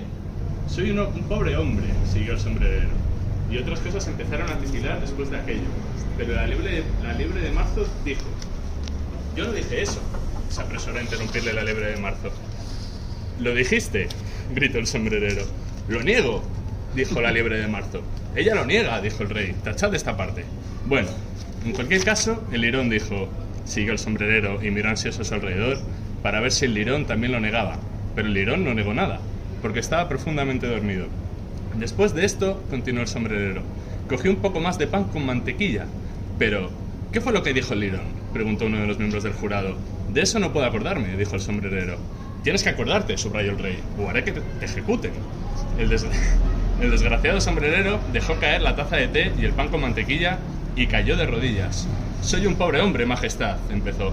Lo que eres es un pobre orador, dijo sarcásticamente el rey. Al llegar a este punto, uno de los conejillos de Indias empezó a aplaudir y fue inmediatamente reprimido por los ujieres de la corte.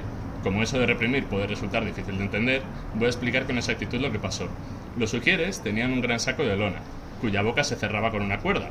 Dentro de este saco metieron al conejillo de Indias, la cabeza por delante, y después se sentaron encima. Me alegro muchísimo de haber visto esto, se dijo Alicia. Estoy harta de leer en los periódicos que, al final de un juicio, estalló una salva de aplaudidos, que fue inmediatamente reprimida por los ujieres de la sala, y nunca comprendí hasta ahora lo que querían decir. Si esto es todo lo que sabes del caso, ya puedes bajar del estrado, sigue diciendo el rey. No puedo bajar más abajo, dijo el sombrerero, porque ya estoy en el mismísimo suelo. Entonces puedes sentarte, replicó el rey. Al llegar a este punto, el otro conejillo de Indias empezó a aplaudir, y fue también reprimido. Vaya, con eso acaban los conejillos de Indias, se dijo Alicia. Me parece que todo irá mejor sin ellos. Preferiría terminar de tomar el té, dijo el sombrerero, lanzando una mirada inquieta hacia la reina que estaba leyendo la lista de cantantes. Puedes irte, dijo el rey, y el sombrerero salió volando de la sala sin esperar siquiera el tiempo suficiente para ponerse los zapatos. Y al salir, que le corten la cabeza, añadió la reina, dirigiéndose a uno de los ujieres, pero el sombrerero se había perdido de vista antes de que el ujier pudiera llegar a la puerta de la sala.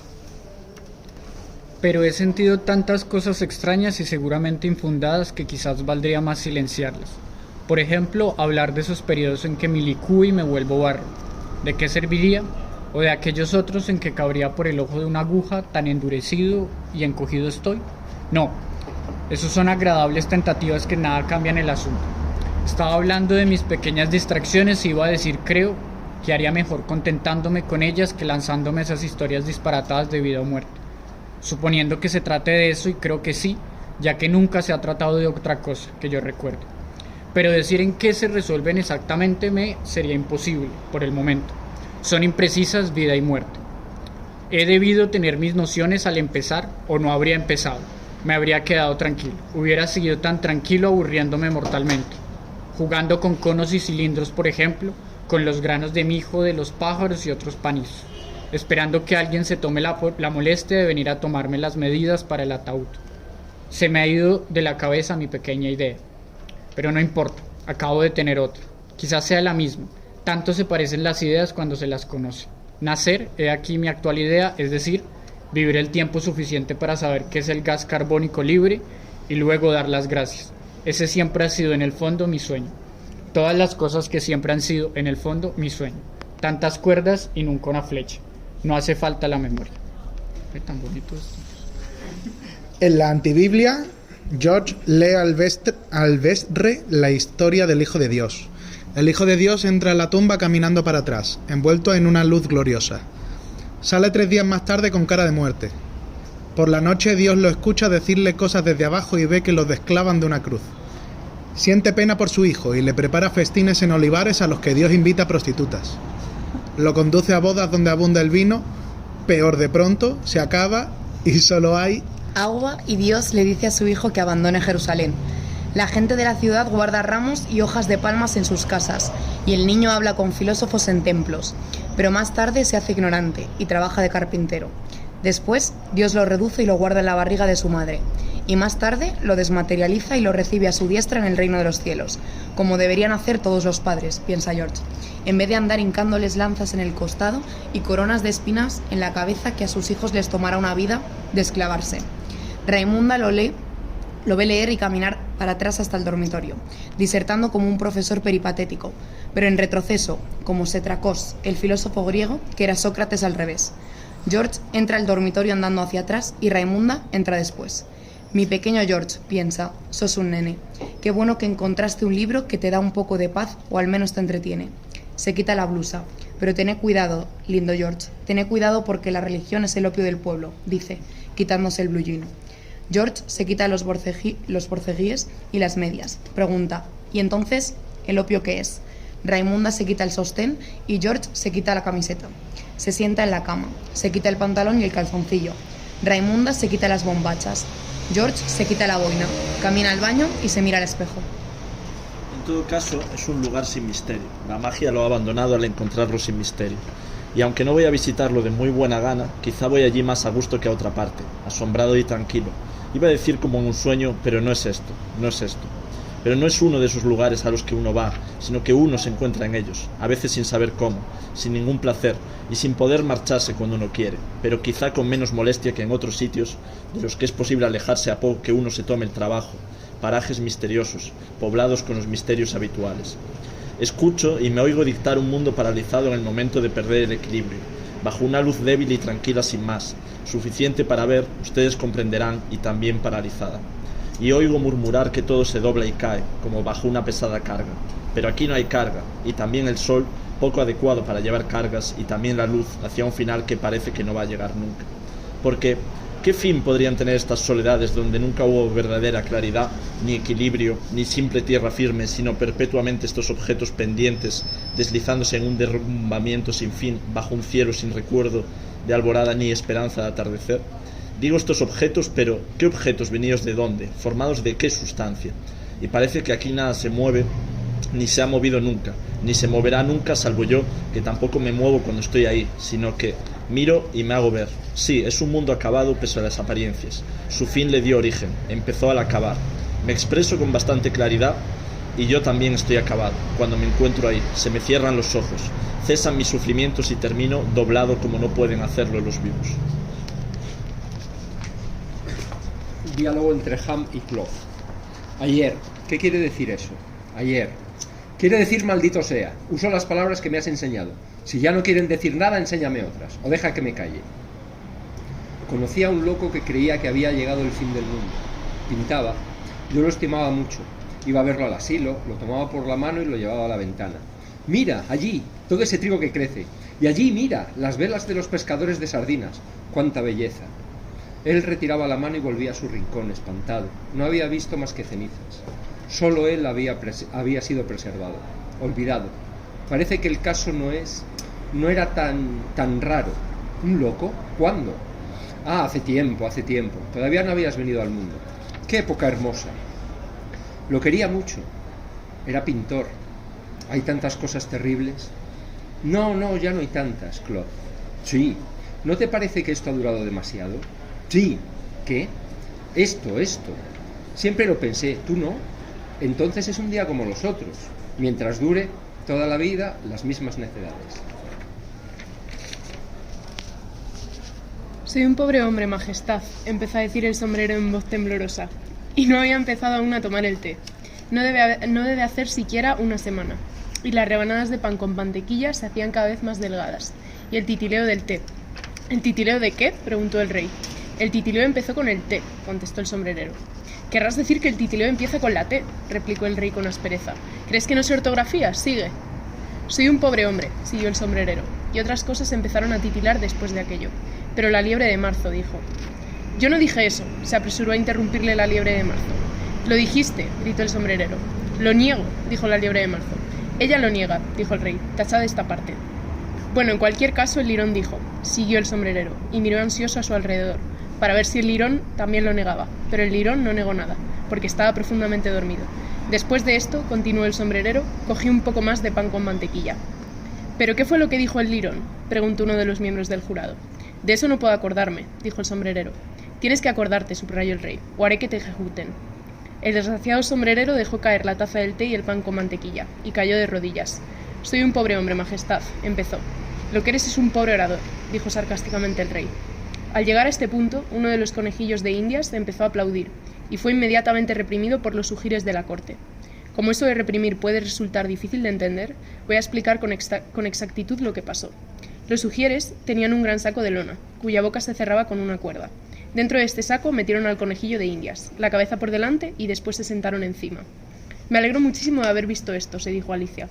Estoy harta de leer en los periódicos que al final de un juicio estalló una salva de aplaudidos que fue inmediatamente reprimida por los ujires de la sala. Y nunca comprendí hasta ahora lo que querían decir. Si esto es todo lo que sabes del caso, ya puedes bajar del estrado, siguió diciendo el rey. No puedo bajar más abajo, dijo el sombrerero, porque ya estoy en el mismísimo suelo. Entonces puedes sentarte, replicó el rey. Al llegar a este punto, el otro conejillo de Indias empezó a aplaudir, y fue también reprimido. Vaya, con eso acaban los conejillos de Indias, se dijo Alicia. Me parece que todo irá mejor sin ellos. Preferiría terminar de tomar el té, dijo el sombrerero, lanzando una mirada inquieta hacia la reina que estaba leyendo la lista de cantantes. Puedes irte, dijo el rey, y el sombrerero salió volando de la sala, sin esperar siquiera el tiempo suficiente para ponerse los zapatos. Y al salir, que le corten la cabeza, añadió la reina, dirigiéndose a uno de los ujieres. Pero el sombrerero se había perdido de vista, antes de que el ujier pudiera llegar a la puerta de la sala. Pero he sentido tantas cosas extrañas y seguramente infundadas que quizá valdría más silenciarlas. Por ejemplo, hablar de esos periodos en que me licúo y me vuelvo barro. ¿De qué serviría? O de aquellos otros en que cabría por el ojo de una aguja, tan endurecido y encogido estoy. No, esos son agradables tentativas que en nada cambian el asunto. Estaba hablando de mis pequeñas distracciones e iba a decir, creo, que haría mejor contentándome con ellas que lanzándome a esas historias disparatadas de vida y muerte, suponiendo que se trate de eso, y creo que sí, ya que nunca se ha tratado de otra cosa que yo recuerde. Pero decir en qué se resuelven exactamente me sería imposible por el momento. Son imprecisas vida y muerte. He debido tener mis nociones al empezar, o no habría empezado, me habría quedado tranquilo, hubiera seguido tan tranquilo aburriéndome mortalmente, jugando con conos y cilindros, por ejemplo, con los granos de mijo de los pájaros y otros panizos, esperando que alguien se tome la molestia de venir a tomarme las medidas para el ataúd. Se me ha ido de la cabeza mi pequeña idea, pero no importa, acabo de tener otra, quizás sea la misma, tanto se parecen las ideas cuando se las conoce. Nacer, he aquí mi actual idea, es decir, vivir el tiempo suficiente para saber qué es el gas carbónico libre y luego dar las gracias. Ese siempre ha sido en el fondo mi sueño, todas las cosas que siempre han sido en el fondo mi sueño. Tantas cuerdas y nunca una flecha, no hace falta la memoria. En todo caso, es un lugar sin misterio, la magia lo ha abandonado, al encontrarlo sin misterio. Y aunque no voy a visitarlo de muy buena gana, quizá voy allí más a gusto que a otra parte, asombrado y tranquilo. Iba a decir como en un sueño, pero no es esto, no es esto. Pero no es uno de esos lugares a los que uno va, sino que uno se encuentra en ellos, a veces sin saber cómo, sin ningún placer y sin poder marcharse cuando uno quiere, pero quizá con menos molestia que en otros sitios de los que es posible alejarse a poco que uno se tome el trabajo, parajes misteriosos, poblados con los misterios habituales. Escucho y me oigo dictar un mundo paralizado en el momento de perder el equilibrio, bajo una luz débil y tranquila sin más, suficiente para ver, ustedes comprenderán, y también paralizado. Y oigo murmurar que todo se dobla y cae, como bajo una pesada carga, pero aquí no hay carga, y también el sol, poco adecuado para llevar cargas, y también la luz, hacia un final que parece que no va a llegar nunca. Porque, ¿qué fin podrían tener estas soledades donde nunca hubo verdadera claridad, ni equilibrio, ni simple tierra firme, sino perpetuamente estos objetos pendientes deslizándose en un derrumbamiento sin fin, bajo un cielo sin recuerdo de alborada ni esperanza de atardecer? Digo estos objetos, pero ¿qué objetos? ¿Venidos de dónde? ¿Formados de qué sustancia? Y parece que aquí nada se mueve, ni se ha movido nunca, ni se moverá nunca, salvo yo, que tampoco me muevo cuando estoy ahí, sino que... Miro y me hago ver. Sí, es un mundo acabado. Pese a las apariencias, su fin le dio origen. Empezó al acabar. ¿Me expreso con bastante claridad? Y yo también estoy acabado, cuando me encuentro ahí. Se me cierran los ojos, cesan mis sufrimientos y termino, doblado como no pueden hacerlos los vivos. Ham. Ayer. ¿Qué quiere decir eso? Ayer. Klopp. Quiere decir maldito sea. Uso las palabras que me has enseñado. Si ya no quieren decir nada, enséñame otras o deja que me calle.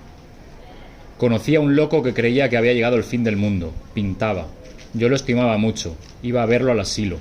Lo tomaba por la mano y lo llevaba a la ventana. Mira, allí, todo ese trigo que crece. Y allí, mira, las velas de los pescadores de sardinas.